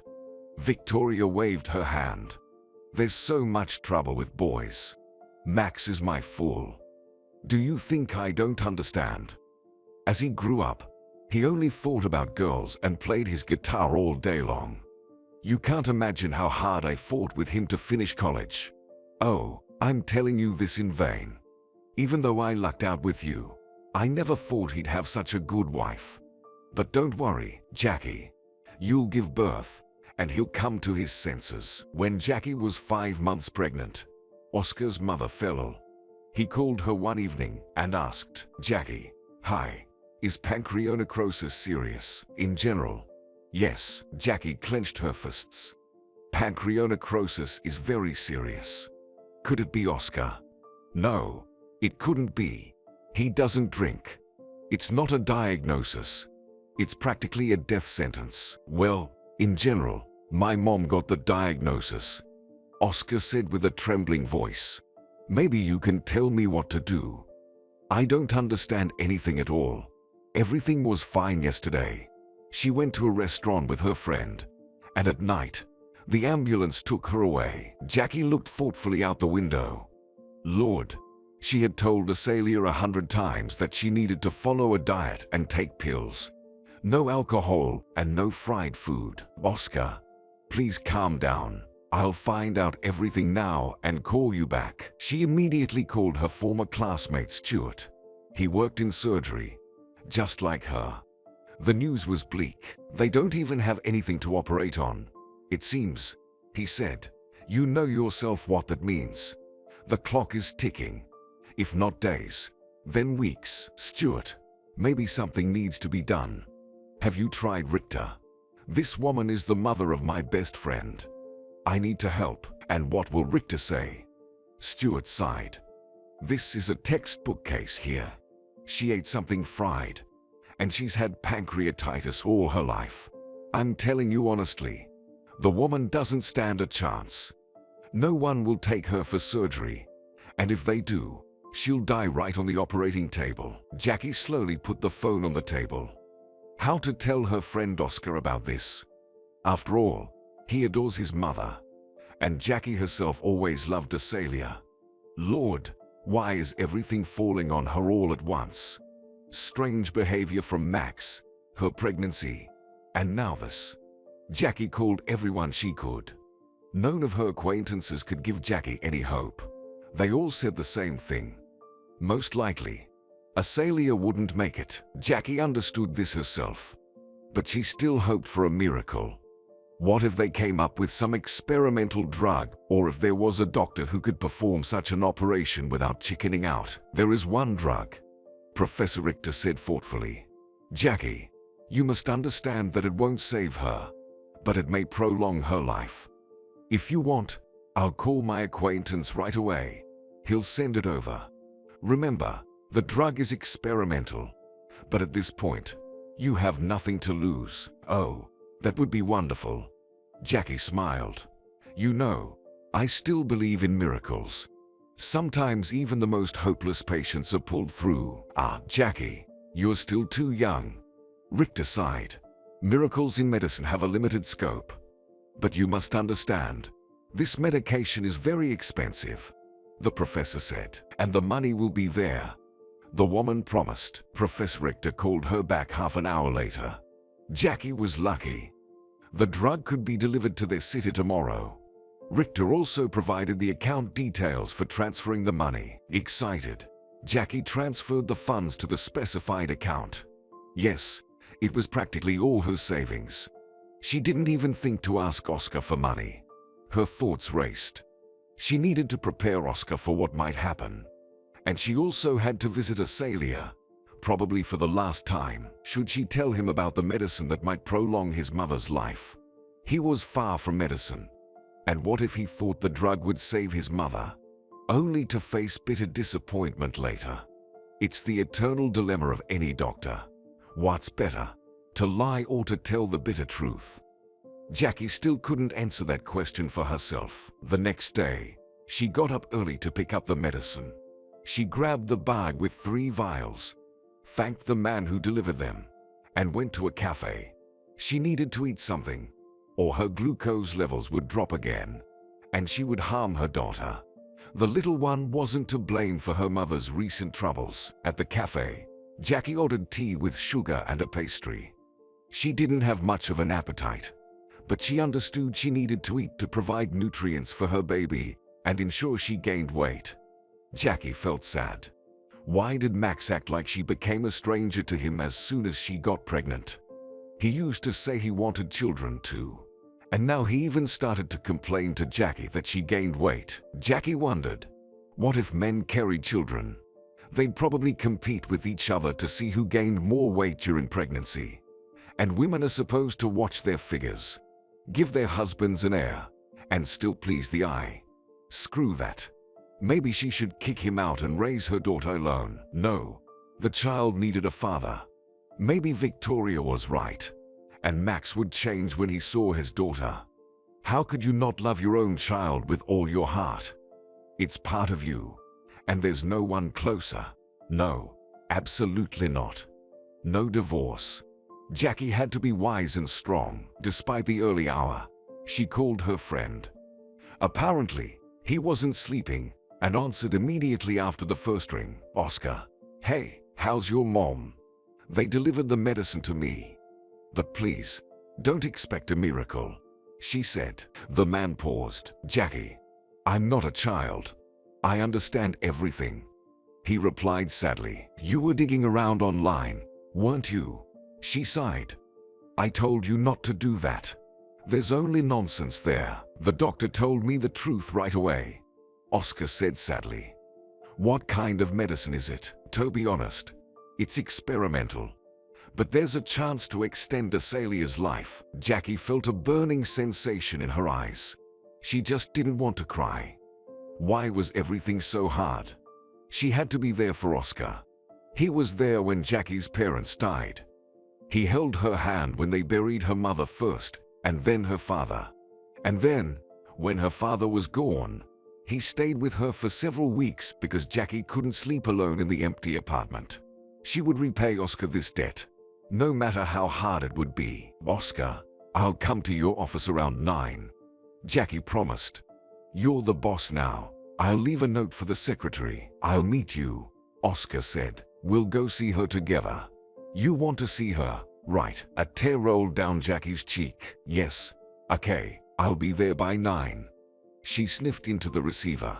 How are you? I'm scared, he replied quietly. Oscar, I'm with you, Jackie whispered. She managed to get home.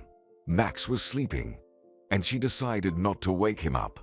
Even if she told him about Asalia, nothing would change.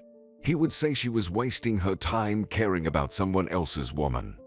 And Max didn't approve of her spending time with Oscar at all. Jackie wanted to believe it was jealousy. Where there's jealousy, there's love. But she understood with her mind that in Max's case, it was possessive instinct and nothing more. Jackie arrived at Oscar's office. He wasn't there yet, stuck in traffic. The secretary, a young girl who looked about 20, ushered her into a chair and made her some tea. You're Jackie, right? She smiled. How do you know? Did Oscar warn you? Jackie asked. Aha. The girl nodded. Oscar talked about you. Says you're a real surgeon. Yeah, a real one. Jackie smiled. And what does he say about me? Just so you don't think we're, like that. I have a fiancé. The secretary blushed. Oscar's a good boss. I'm lucky. By the way, my name's Vanessa. Well, very nice to meet you. Jackie took a sip of tea. And thank you very much, Vanessa. Oscar arrived 15 minutes later, excited, disheveled, with 3 days of stubble on his cheeks. Let's go. Oscar hugged Jackie. Sorry for bothering you, Oscar. Are you out of your mind? Jackie was surprised. You know how I feel about your mom. Come on. Let's go. He pulled her along. Vanessa, remember what to do. I remember. She nodded. Everything will be fine. In Oscar's car, Jackie settled into the front seat, placing the bag of medicine on her lap. New? The woman asked. Yeah, he nodded. Bought it a month ago. How about you? Sorry I disappeared. Had a lot of work. How's the daughter? She's fine. Growing. Jackie caressed her stomach. 4 months left, and this one. Husband. Oscar slightly grimaced. And Jackie didn't miss it. She hadn't even told Oscar about her problems. Why did he have such an attitude towards Max? My husband is working. She replied shortly. What about you? Any personal news? Nothing much. Just broke up with one recently. She thought I should buy her an apartment. Oh, she was beautiful. So why didn't you buy her an apartment if she was beautiful? Jackie smirked. What? Jackie. After a month of dating, Oscar glanced at his friend. At least 6 months should pass. The woman laughed. Oscar still had a sense of humor, and that was good. Your secretary is cute, Jackie said. Vanessa? Yeah, she's nice, Oscar replied. If you're asking if I'm sleeping with her, no, I'm not, Jackie, and I don't plan to. I actually found her by accident. I was heading home from work, saw some jerks hassling this girl. I stepped in, sorted it out, and she was crying. Long story short, I walked her home and got her number. Right. Jackie continued for him. No, she told me she has a sick brother. No job. So, I offered her a job. And Vanessa agreed. Imagine that. Turns out, she's responsible. Her brother has some sort of condition, maybe cerebral palsy or something. And she's holding on to this job for him. She picked up fast. I'm thinking of sending her to courses later. She's a good girl. Oh, you're a benefactor. Jackie laughed. What? She's getting married in a month. Oscar grinned. Doctor, are you jealous or something? Not even in my thoughts. Jackie replied. A scene popped into her head for some reason. The two of them on a bench. He leans in to kiss her lips. She needed to sleep when she got home. All sorts of nonsense was coming to mind. Or was it the hormones acting up because of the pregnancy? At the hospital, Jackie handed the medication to the attending physician. Jackie and Oscar entered the room. Azalia had lost weight. Her skin had a yellowish unhealthy hue. Seeing them, she brightened up. She even tried to sit up but couldn't. She had almost no strength. They talked a bit. Azalia asked about Jackie's pregnancy, even touched her belly for luck. Jackie was amazed. They talked about silly things. About Oscar's new project. What Jackie would name her daughter. The renovation Oscar planned for the recently bought house. It always seemed like the last meeting with someone should be profound. They should say something deep that would change your whole life. But they talked about mundane matters. Always like that. They all lie in those movies and books. As they said goodbye, Azalia asked Oscar to stay a little longer. Jackie went out into the corridor, sat on a bench, placing both hands on her belly. Medicine was a strange thing.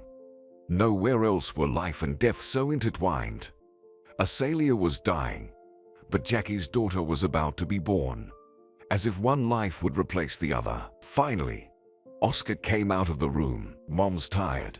Wants to sleep, he said. What did she want?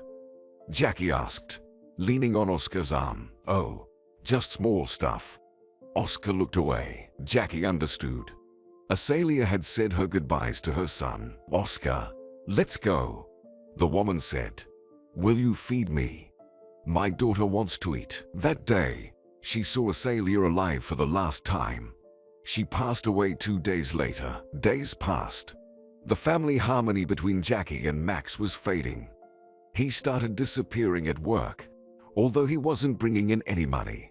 He would say that they were on the verge of landing big contracts, and that's when they wouldn't have to worry about expenses anymore. Victoria helped as much as she could. She bought things for the baby, even brought a stroller she had taken from a friend who had recently become a grandmother. But even that didn't sit well with Max. "Why is Mom bringing this old stuff? We need something new," he grumbled. "We didn't turn enough for new stuff," Jackie replied. "And, by the way, it's a good stroller. I couldn't afford one like that." The day before giving birth, they had a fight. Jackie didn't even remember what it was about. It seemed like she asked when Max would start contributing to the family budget, and why all the expenses for the baby were falling on Jackie and Max's mother, Victoria. He shouted that Jackie was just like all women, that all she wanted from him was money. And then Max left, slamming the door, telling his wife not to expect him back anytime soon. He needed to think. He would be spending the upcoming Christmas without her. At that moment, Jackie suddenly realized that she was starting to hate the holiday. An hour after he left, Jackie felt the contractions starting. She sat on the kitchen floor with a clock in her hands, counting the time.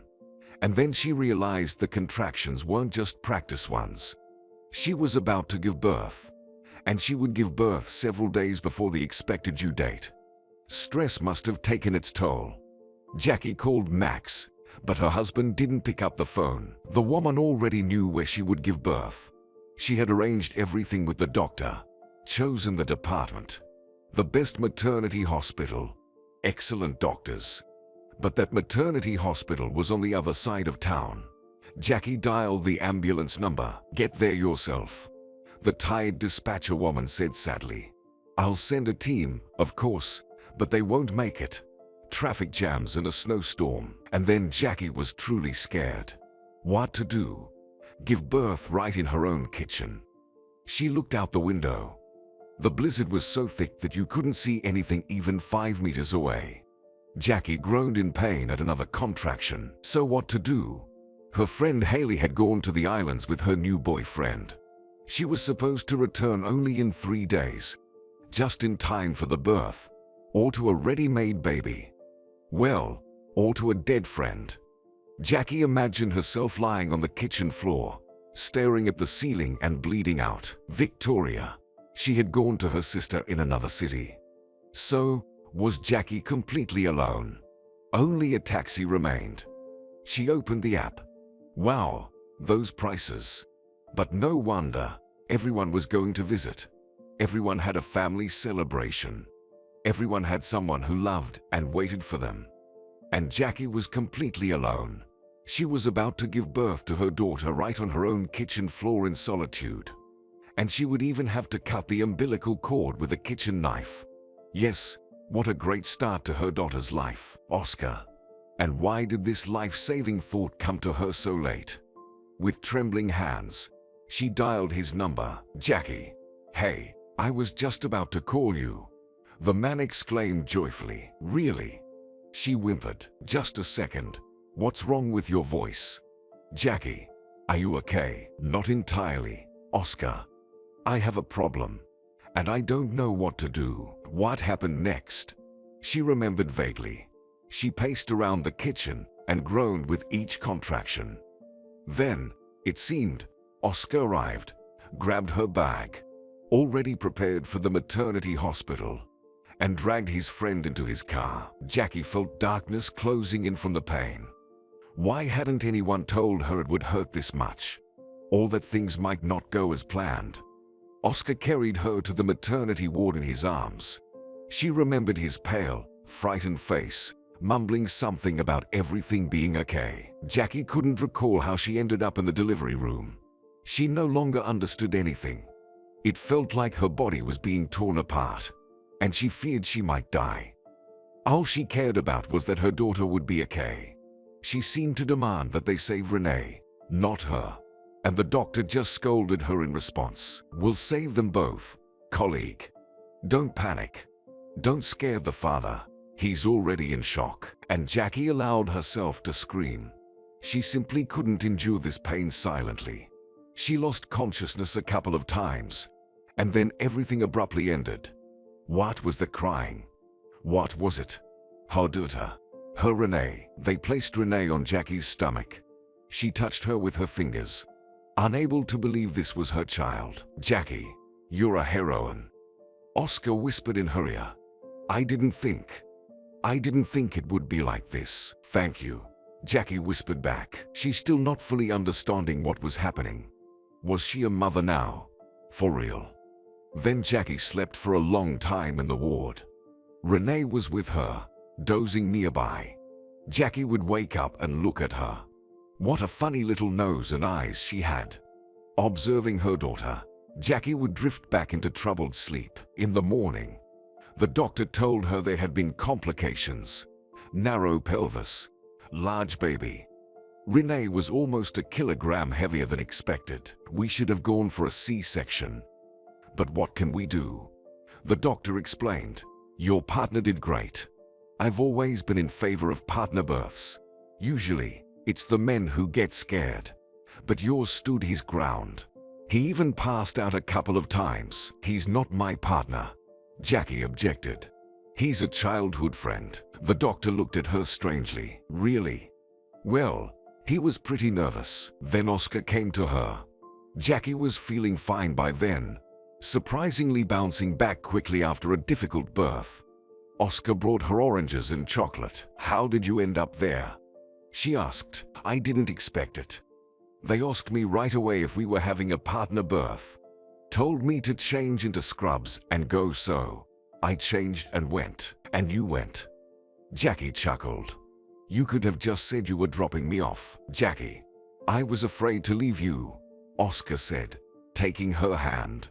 "But they taught me how to massage your back. It seemed to help you." "Oh my God. Oscar, did you spend Christmas there?" Jackie was alarmed. "Well, yes," he nodded. "You know, this Christmas I'll definitely never forget." "Thank you.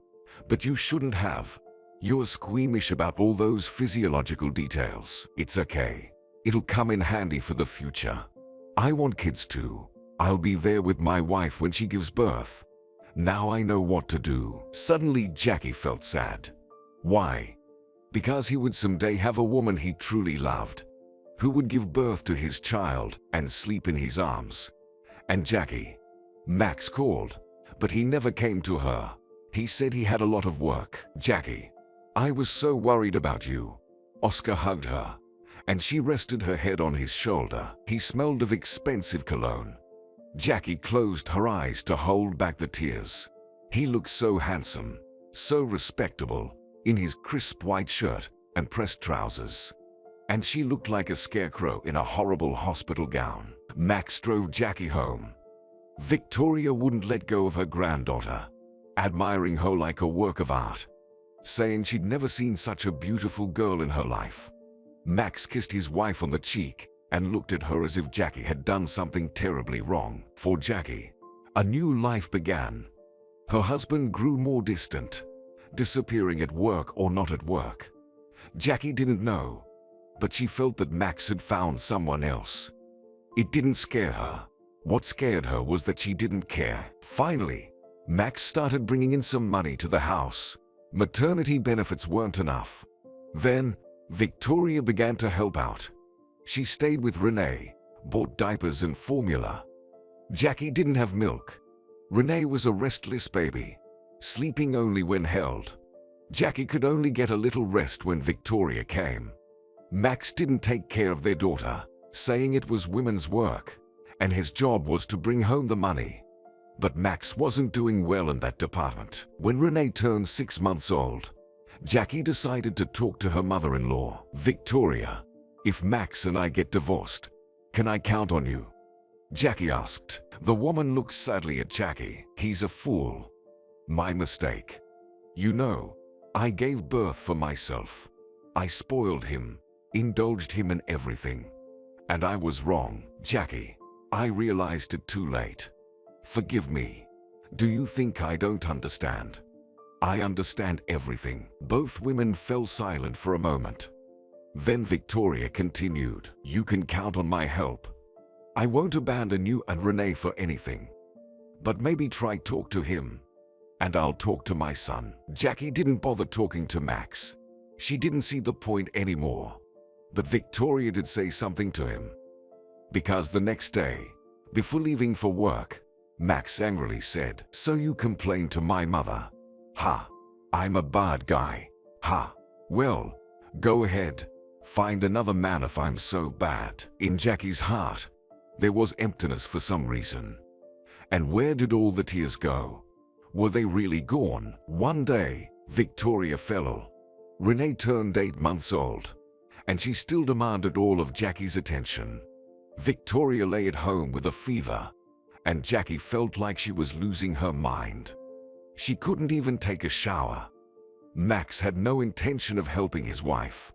He left for work early in the morning, returned past midnight, and went straight to bed. They slept separately now.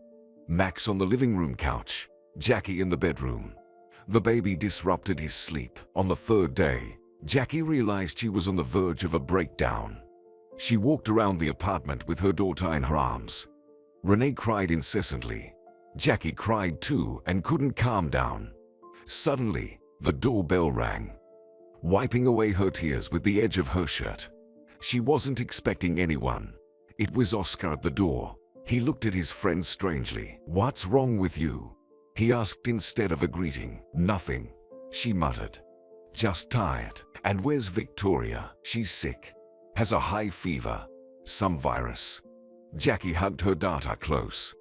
You know, I feel like I failed, Oscar. And Jackie burst into tears. Sensing her mother's state, Renee began to cry too. Perplexed, Oscar looked at the scene for a couple of seconds. Then he gently took Renee by the hand. She fell silent, seemingly surprised, and stared at Oscar with her round dark eyes. Jackie, this isn't right. Oscar began rocking Renee. Maybe you should hire a nanny. Oscar, you don't understand.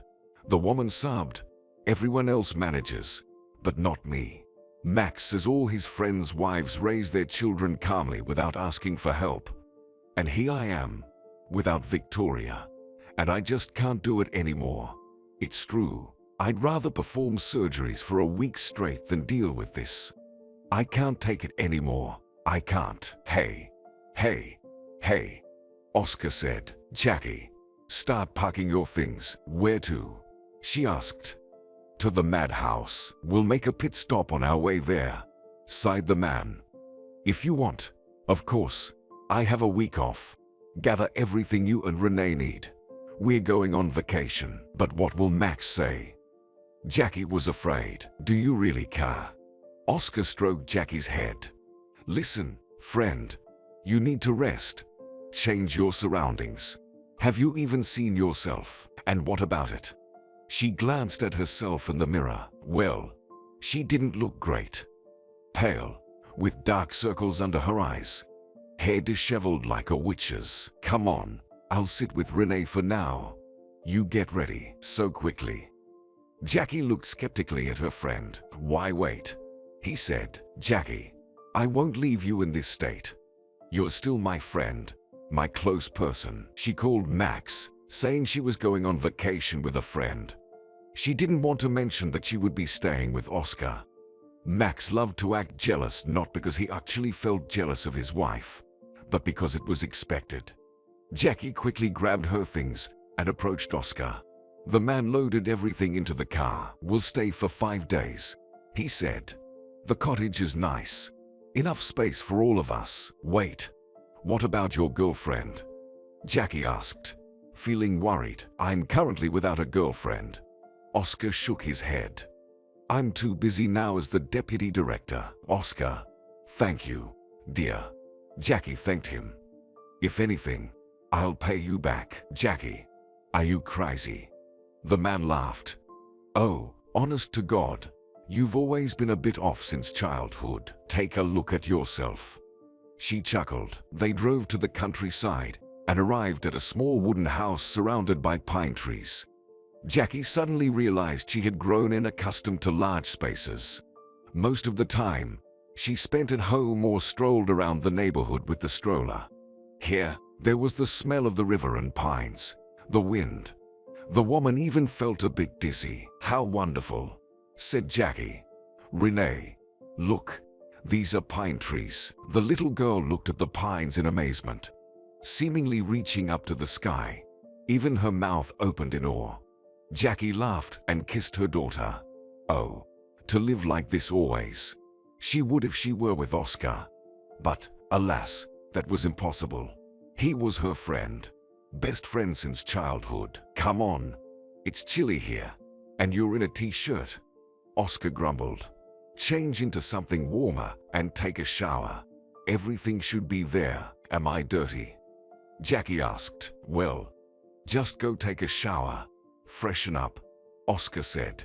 I'll stay with Renee. Don't worry. Jackie gave Oscar a brief lecture on how to prepare the formula. She knew Oscar would do everything right, and she wasn't afraid to leave Renee with him. He treated her tenderly. After all, he was there at the moment of her daughter's birth. He was the second person to hold Renee. Perhaps Oscar would be a good father to her, unlike Max. Jackie spent almost an hour in the shower. She just didn't want to get out. She had the time, and the time belonged only to her. She slowly lathered her hair with fragrant shampoo, then applied a hair mask. It seemed that since Renee came into the world, Jackie hadn't taken care of herself. Then Jackie just sat on the shower floor under the water, hugging her knees. She didn't think about anything, just felt the water running over her skin, and how pleasant the hair mask smelled. How gradually the accumulated inhuman fatigue and resentment were washed away. There was a hairdryer in the bathroom. Jackie dried her hair in front of the mirror. Horrible.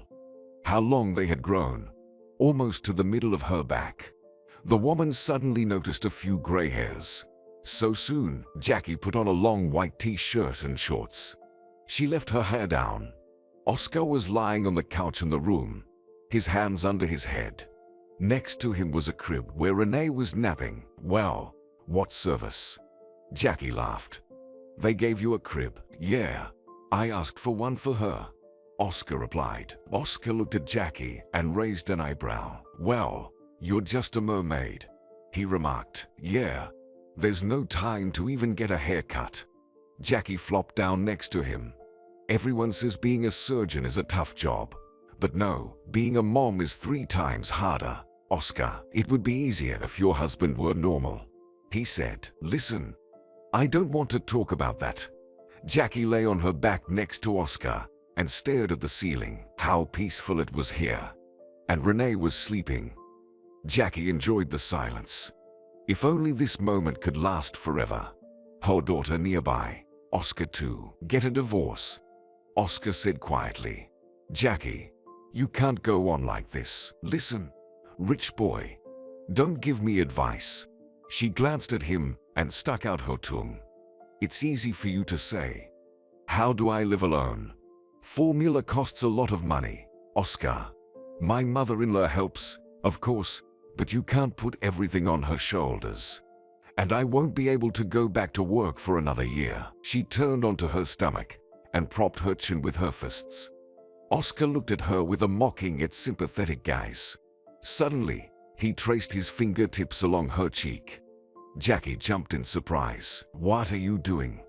She asked. Nothing, he said softly. I feel sorry for you. I'll give you the most expensive champagne for our divorce. We will celebrate. Jackie sighed and embraced him. Oscar's chin nestled into her hair. They lay like that for a long time. He stroked her back. She just froze and savored the moment. Looking at the sleeping Renee, Oscar lifted her chin with his fingertips and kissed her. Jackie didn't immediately understand what was happening. And when she did, she didn't resist. His hand slid under her t-shirt, and she nervously drew in a breath. It was pleasant. Very pleasant. Odd. She used to love Max, but she didn't feel anything like this when he touched her body. And Jackie realized what would happen next. And the last thing she wanted in the world was for Oscar to stop. But Jackie found the strength to pull away. "What?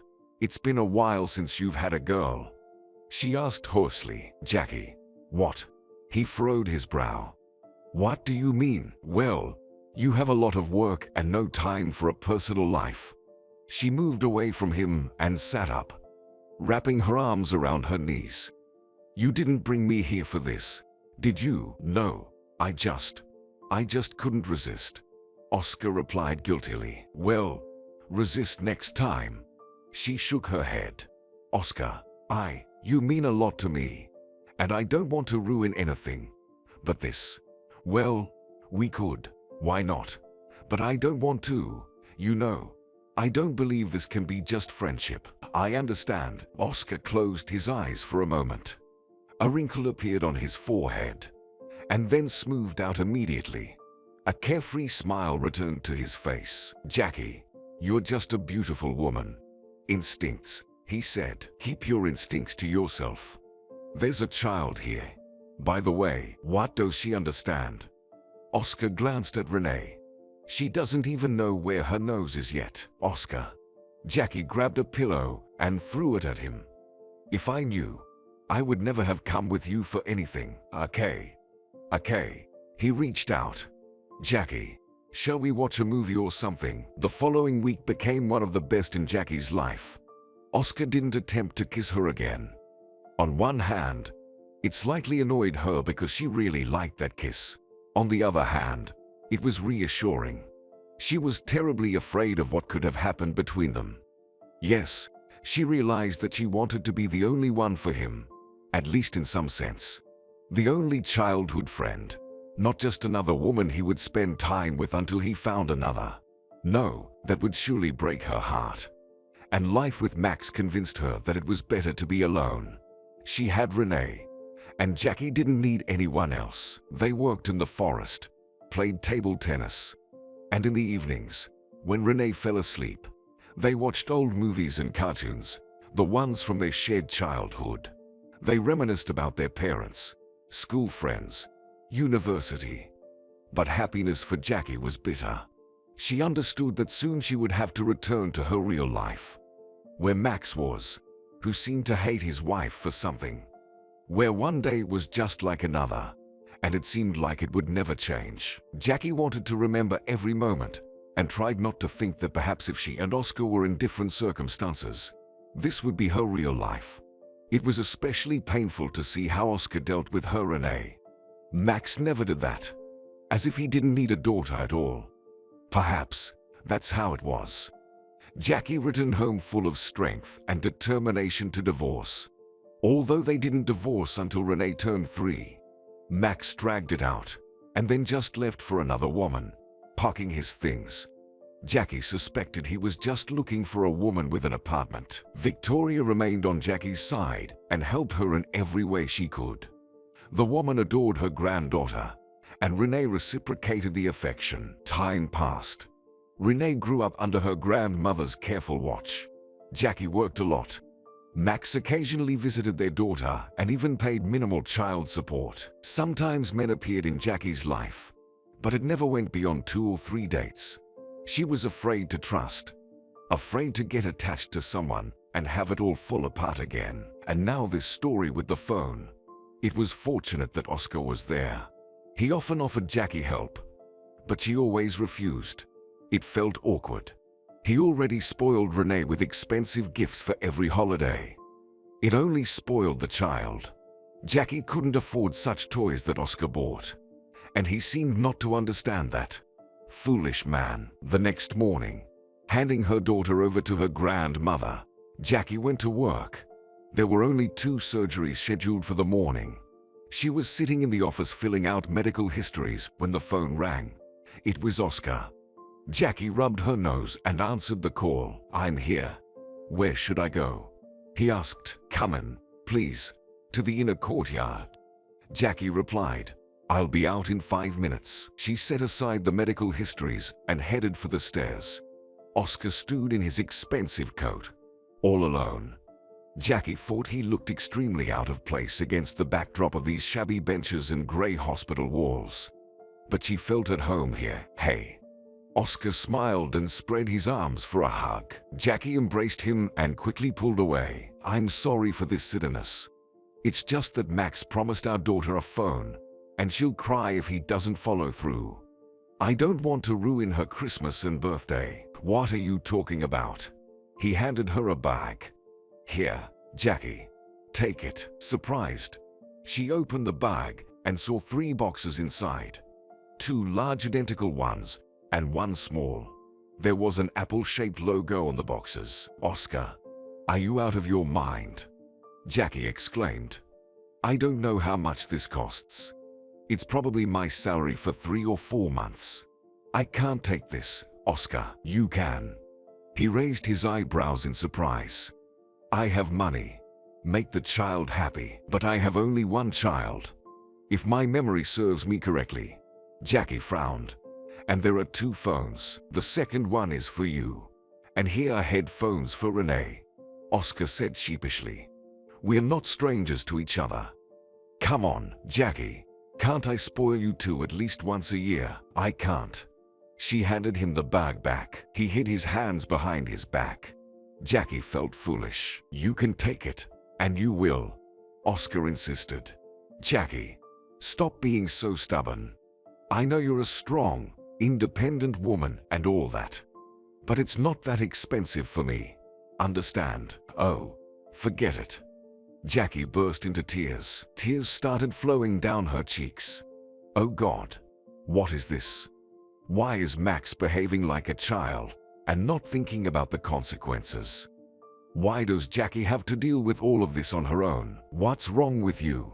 Oscar hugged her and held her close. Jackie buried her nose in his coat. Nothing. She mumbled. Just got something in my eye. Oh, you. He sighed.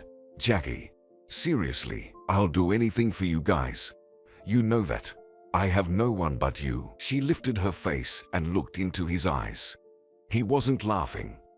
On the contrary, he looked extremely serious. Thank you, Oscar. I just didn't expect this. And it's too much for us. And also, she didn't finish her sentence. He didn't let her. Somehow, she didn't understand how it happened. But he touched her lips with his. She wrapped her arms around his neck. Oh my God. It's so cold. He stepped back and unbuttoned his coat. Here, take it. The coat was now on her shoulders. He hugged her again and kissed her on the forehead. Listen, I've been thinking. He said, oh God, what am I doing? She chuckled foolishly. I have to work, Jackie. He shook his head. What kind of person are you? Take it. She pulled off the coat and handed it back to him. I'm going. Thank you, Oscar. If I can, I'll return it. Bye. The woman held the package close to her chest and hurried to the entrance. But what was wrong with her? Was she really that starved for male attention? But he was so warm, reliable, his own. Yet, she and Oscar were just friends. And friends kissing was not recommended. Jackie returned to the ward.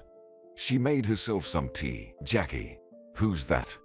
Rose, the senior nurse, popped into the office. Quite an interesting man. Yours? No, not mine.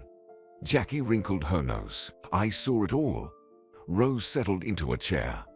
Come on. Why are you so shy? He's a childhood friend, Jackie said. He brought a gift for my daughter. This one. Rose nodded at the package with the logo. Quite a gift. Jackie, tell me everything. Is it serious between you two? Jackie suddenly felt like crying. No, Rose, I'm telling you, he's just a friend. He has a fiancée. I think. Jackie opened another medical history. Sorry, I have to work. She put the phone under the Christmas tree for her daughter. She told her it was from her dad. She felt a little ashamed in front of Oscar, but let her daughter think she had a great father.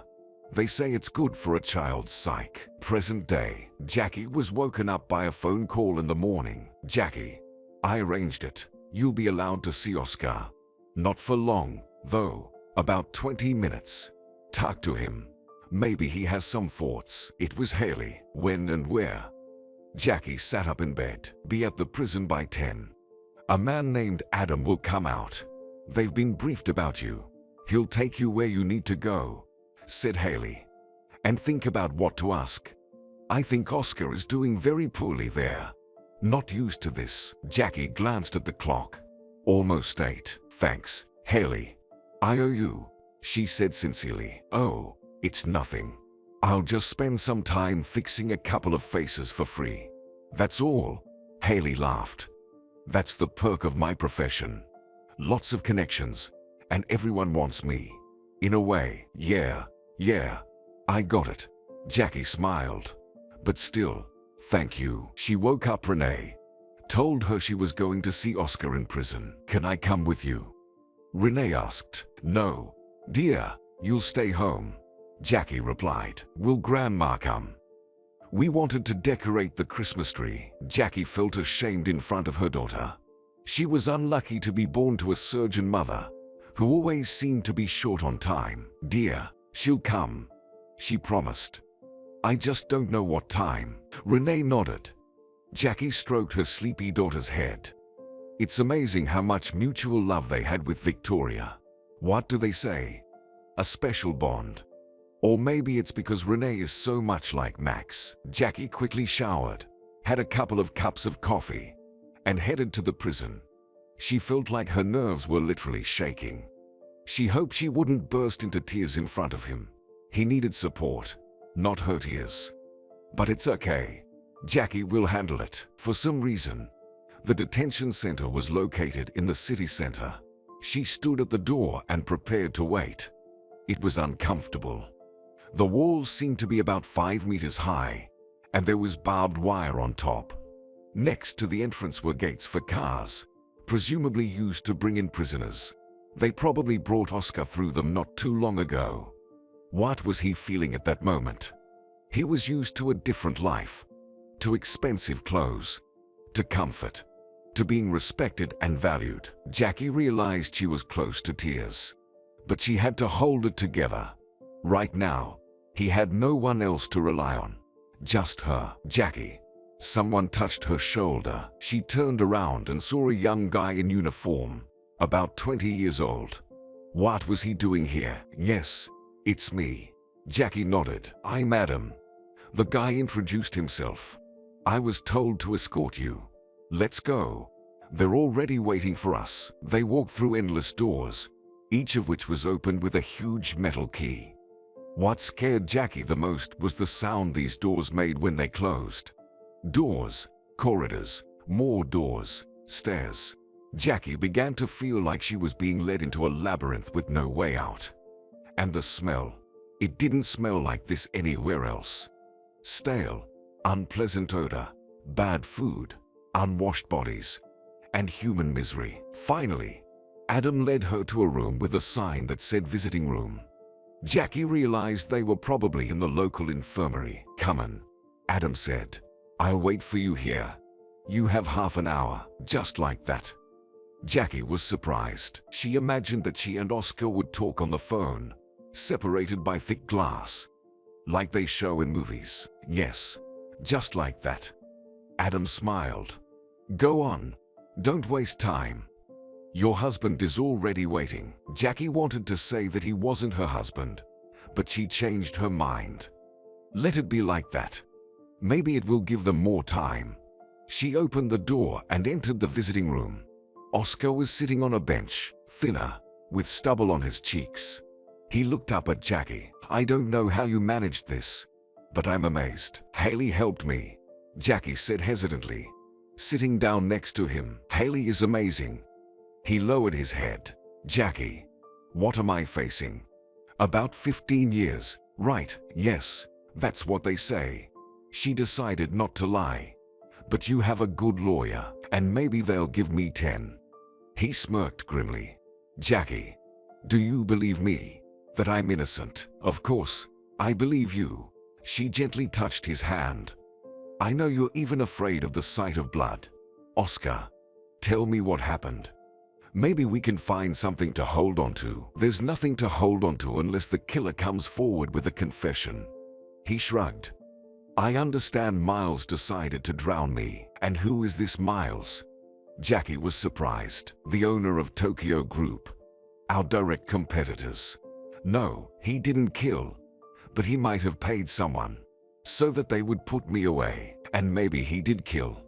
Jackie squeezed his hands. It's possible, isn't it? No, unlikely. The man stretched out his long legs and leaned back against the wall, crossing his arms behind his head, and said thoughtfully, he wouldn't kill anyone, but he would definitely take advantage of the situation. Do you have any enemies at all? Jackie asked. Oscar, please try to remember. Enemies? Just you. He glanced at her. You were such a bully. Always nagging and scolding me. You're kidding, exclaimed the woman. Let's be serious. Your life depends on it. Oh, come on, Jackie. What can you do? He rubbed his face with his hand. I have a lawyer. He says it's better to plead guilty. But I don't even know what to write. I didn't kill her. Tell me, Jackie demanded. What happened? Tell me everything. Oh God, I've already told this story 100 times. Do you think it's pleasant for me to remember? Okay, listen. Things hadn't been going well with Zoe for a long time. At least a year and a half. At first, everything was fine. Love, shared plans, butterflies in the stomach. And then Oscar suddenly realized that he was just bored with his wife. She was much younger, only 25 when they got married. They had nothing to talk about. Zoe didn't like that Oscar preferred to spend his free time at home. She wanted to go out, party, while he preferred reading in the cozy study or working out in the home gym. We didn't even argue, Oscar said thoughtfully. We just grew apart, I guess. I made a mistake. I married because there was passion, and when that faded, it turned out we had nothing else. Talks of divorce began. Zoe didn't want a divorce, and Oscar understood why. He bought her a car. They lived in his house, which he had built before the wedding. Zoe earned much less than Oscar. She didn't want to lose the new lifestyle. Discussions of divorce always ended in a heated argument, and Oscar decided it was easier to live like this. They slept in separate bedrooms, hardly talked, but didn't interfere with each other. What about marital relations? Jackie asked timidly. And how does that matter? Oscar asked quietly. They almost disappeared for us too. That's how it was. I even knew she was cheating on me. Come on, really? Jackie was surprised. Of course, she was cheating. And in the most banal way. With the gardener, can you imagine? She hired the guy herself. You know, like from those movies. But I didn't care anymore. Every time I talked about divorce, she would threaten to kill herself. I decided to wait until she got tired of all this. Until she found someone and suggested parting ways. Stupid, right? Yes, very stupid. Jackie agreed with him. You would have waited 10 years, if not more, right? You probably found someone too. I didn't find anyone. Didn't even want to. He shrugged. I worked a lot to be at home less. Stayed in my city apartment. Strange life. And that evening I found out she was stealing money from my account. And it drove me crazy. She could take as much as she wanted. Just not from the funds I used for business development. Anyway, we talked. She yelled, but she calmed down. She reminded me of Audrey. Can you believe it? Wait, which Audrey? Jackie was astonished. I don't know about her. Oh, I haven't told you about that, said Oscar. It was a nasty story. In short, I had this girl, met her at the gym, went on a couple of dates with her and realized she wasn't for me. Shez was strange. She started stalking me, sending letters to my email, including my work email, with some horrible, crazy words. Like, the stars told her we were made for each other.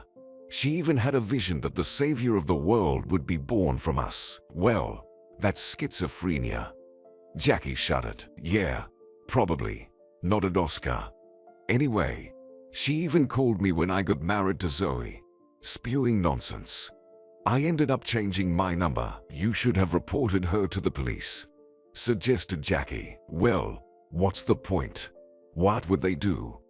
I just figured she'd get tired of it sooner or later. Oscar shook his head. She even showed up one evening, demanded that I talk to her.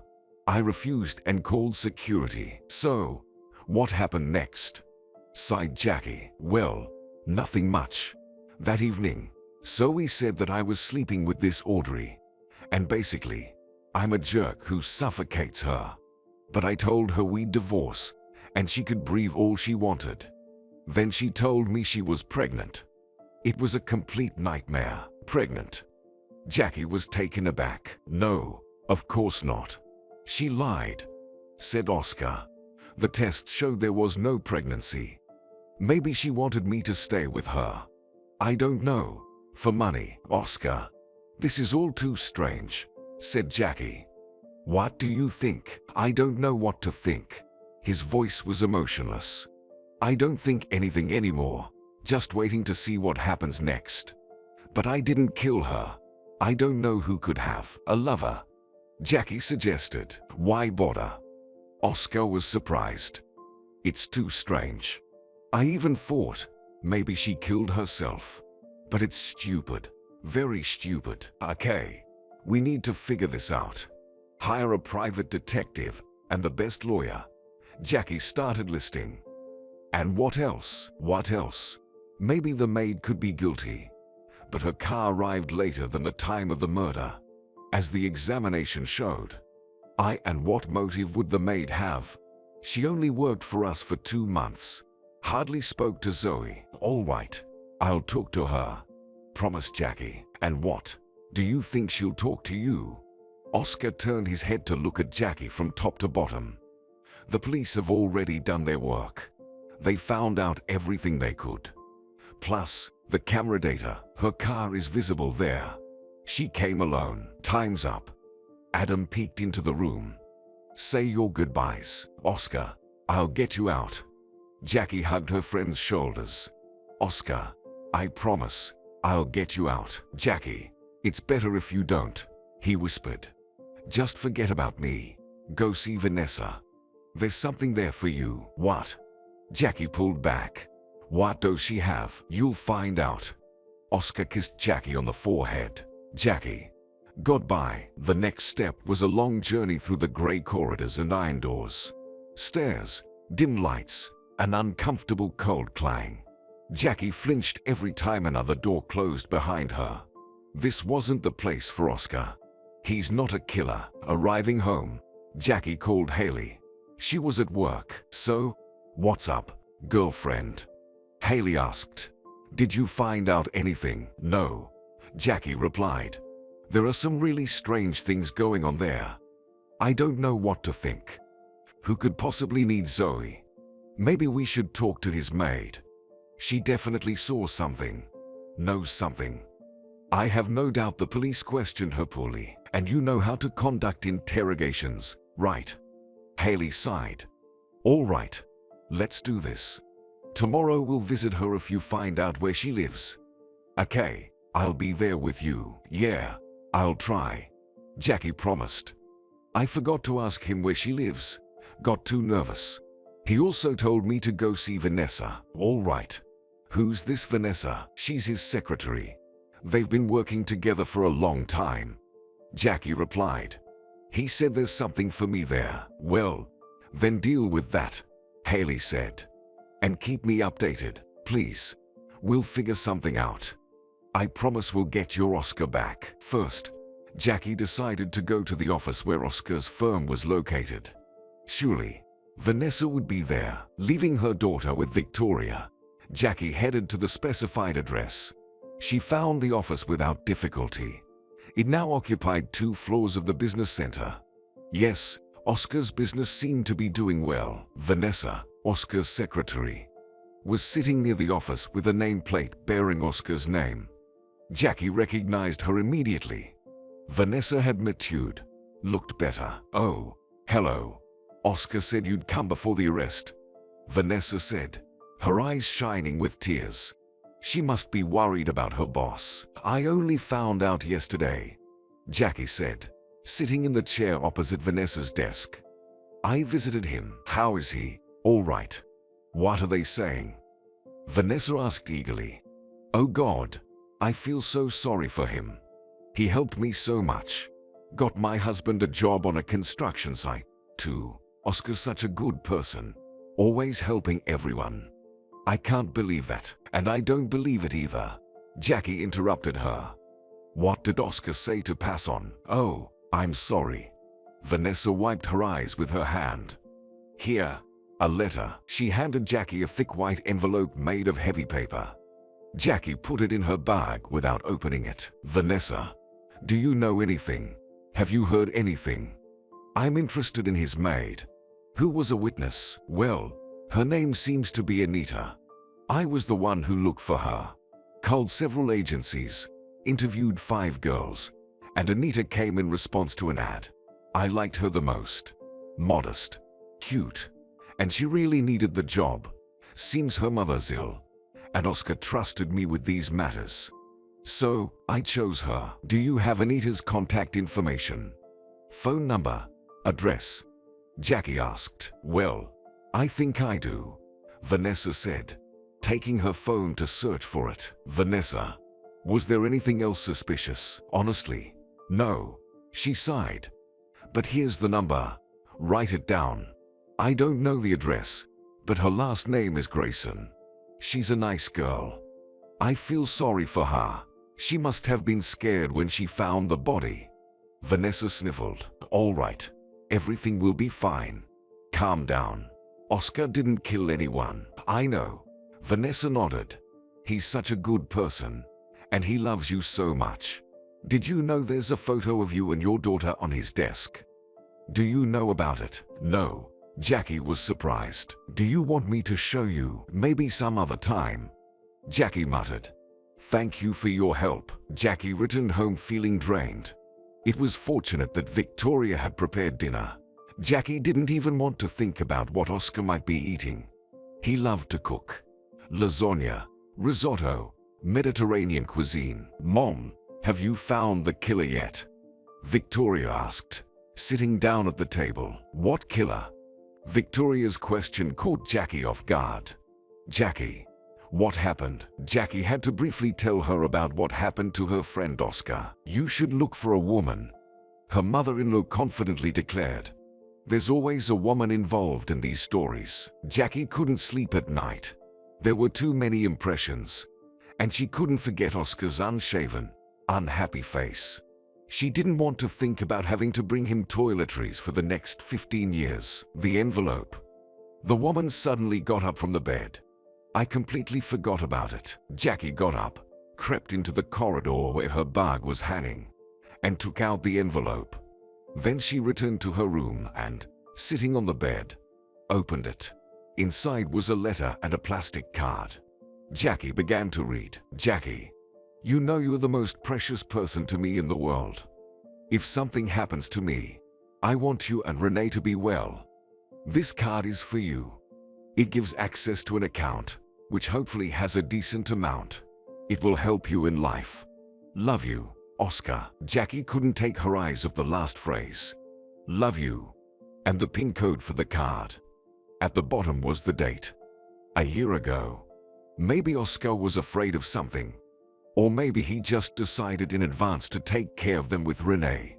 Jackie burst into tears, burying her face in her knees.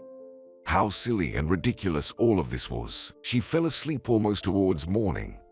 Her daughter didn't wake her up, so Jackie opened her eyes at 1 in the afternoon.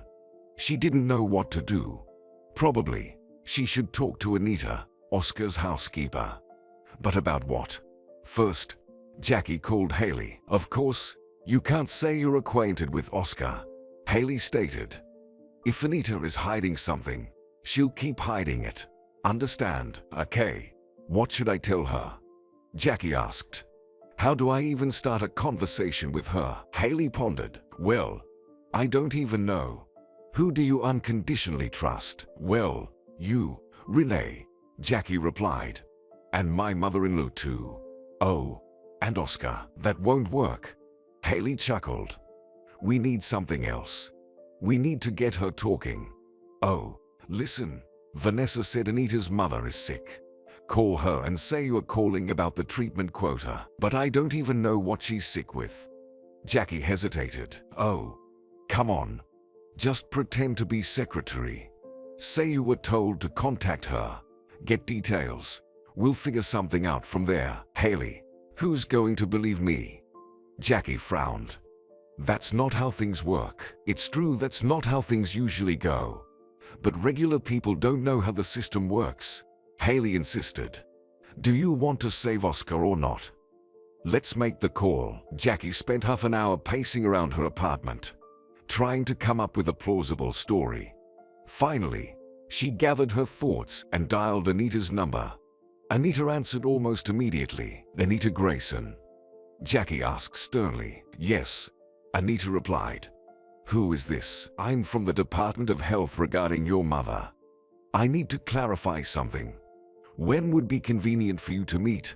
I'll come to you. Jackie tried to make her voice sound as authoritative as possible to discourage any objections from Anita. Anytime. Anita agreed readily. Is there a possibility of getting her treatment? Yes, there is. But I need to clarify something. Jackie repeated. Can I come today? Well, you could. I'm at home, Anita replied timidly. All right. Give me the address, Jackie demanded. Don't you have it? Anita asked. I do, but I need to confirm it, Jackie said. Anita decided not to argue and gave Jackie the address. Hanging up the phone, Jackie couldn't believe how smoothly it had gone. Now, she just needed to figure out what to do next. After saying goodbye to Renee, Jackie called a taxi. Anita lived on the outskirts of the city, in a multi-story apartment building. The area was considered rough. Jackie rarely visited here, but she had heard it was best to avoid, especially in the evenings. She climbed to the 8th floor and pressed the doorbell. She even brought a folder for appearance's sake, printing out some standard medical service contracts in advance. Yes, she was deceiving Anita, but she must really want to help her mother. Jackie felt uncomfortable about it, but she had no choice. The door opened. Jackie saw the apartment's owner, a young woman around 25 with long curly hair tied up in a messy bun, dressed in a worn-out tracksuit. Hello, I'm here about your mother, Jackie said. May I come in? Yes, of course. Anita stepped aside. Come in. We can go to the kitchen. Jackie was struck by the kitchen. She hadn't seen such a mess in a long time. Dirty dishes in the sink, empty beer bottles on the floor, stains on the walls. Jackie felt disgusted. But what could she do if Anita was forced to care for her sick mother? Perhaps she simply didn't have time to clean. Although there wasn't the characteristic smell of a bedridden patient in the apartment. The guest cautiously sat down on an old chair. Anita slumped into one opposite. Mom's in treatment right now. Anita smiled. I'm taking a break. It's expensive, of course, but otherwise, I'll go crazy. So, what's wrong with her? Jackie blurted out. Anita looked surprised. Don't you know? Schizophrenia with exacerbations. It's been 5 years. Nothing helps. Sometimes she seems to get better, and then there's another exacerbation. Sometimes she thinks aliens are following her. Sometimes voices tell her to do something. It's awful. Yes, it must be hard for you. Jackie sympathized sincerely. There's a treatment quota.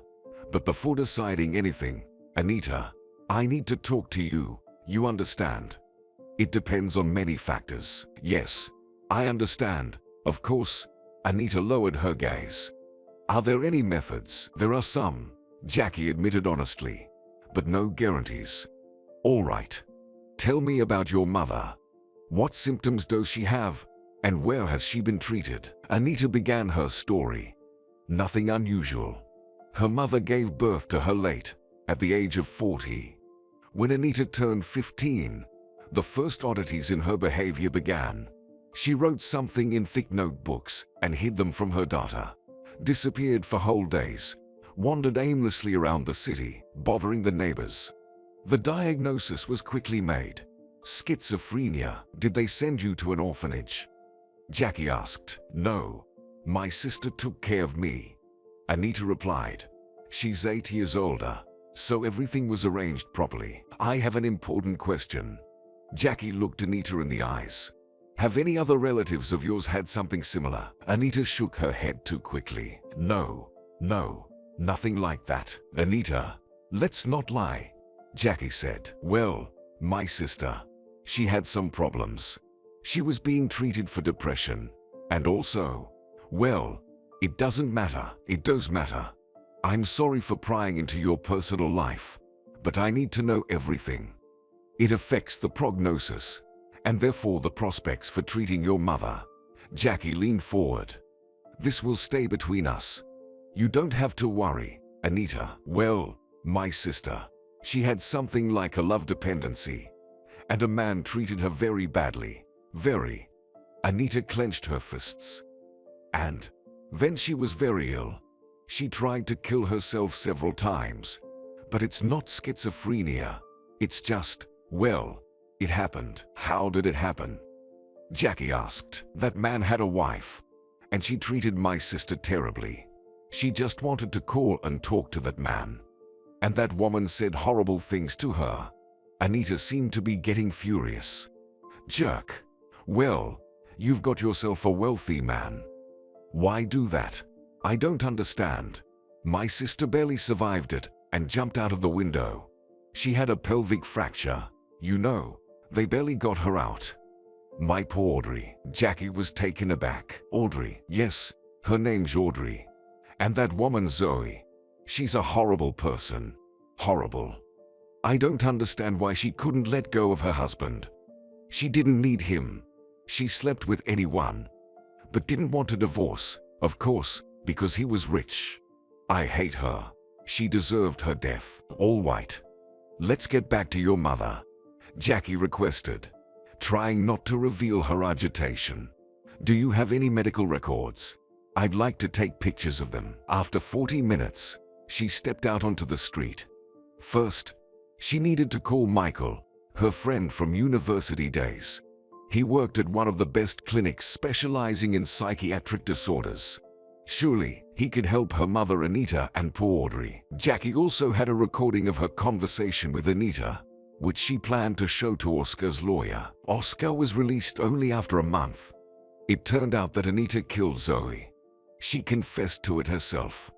Anita and Audrey's mother were able to get treatment. Jackie was tormented by guilt. She couldn't just leave them without help. On the day Oscar was released, Jackie went to his country house. In the evening, they sat by the fireplace. Oscar seemed to not believe that it was all over. Jackie didn't know what to say to him. And now they were left alone. He sat on the carpet, gazing into the fire.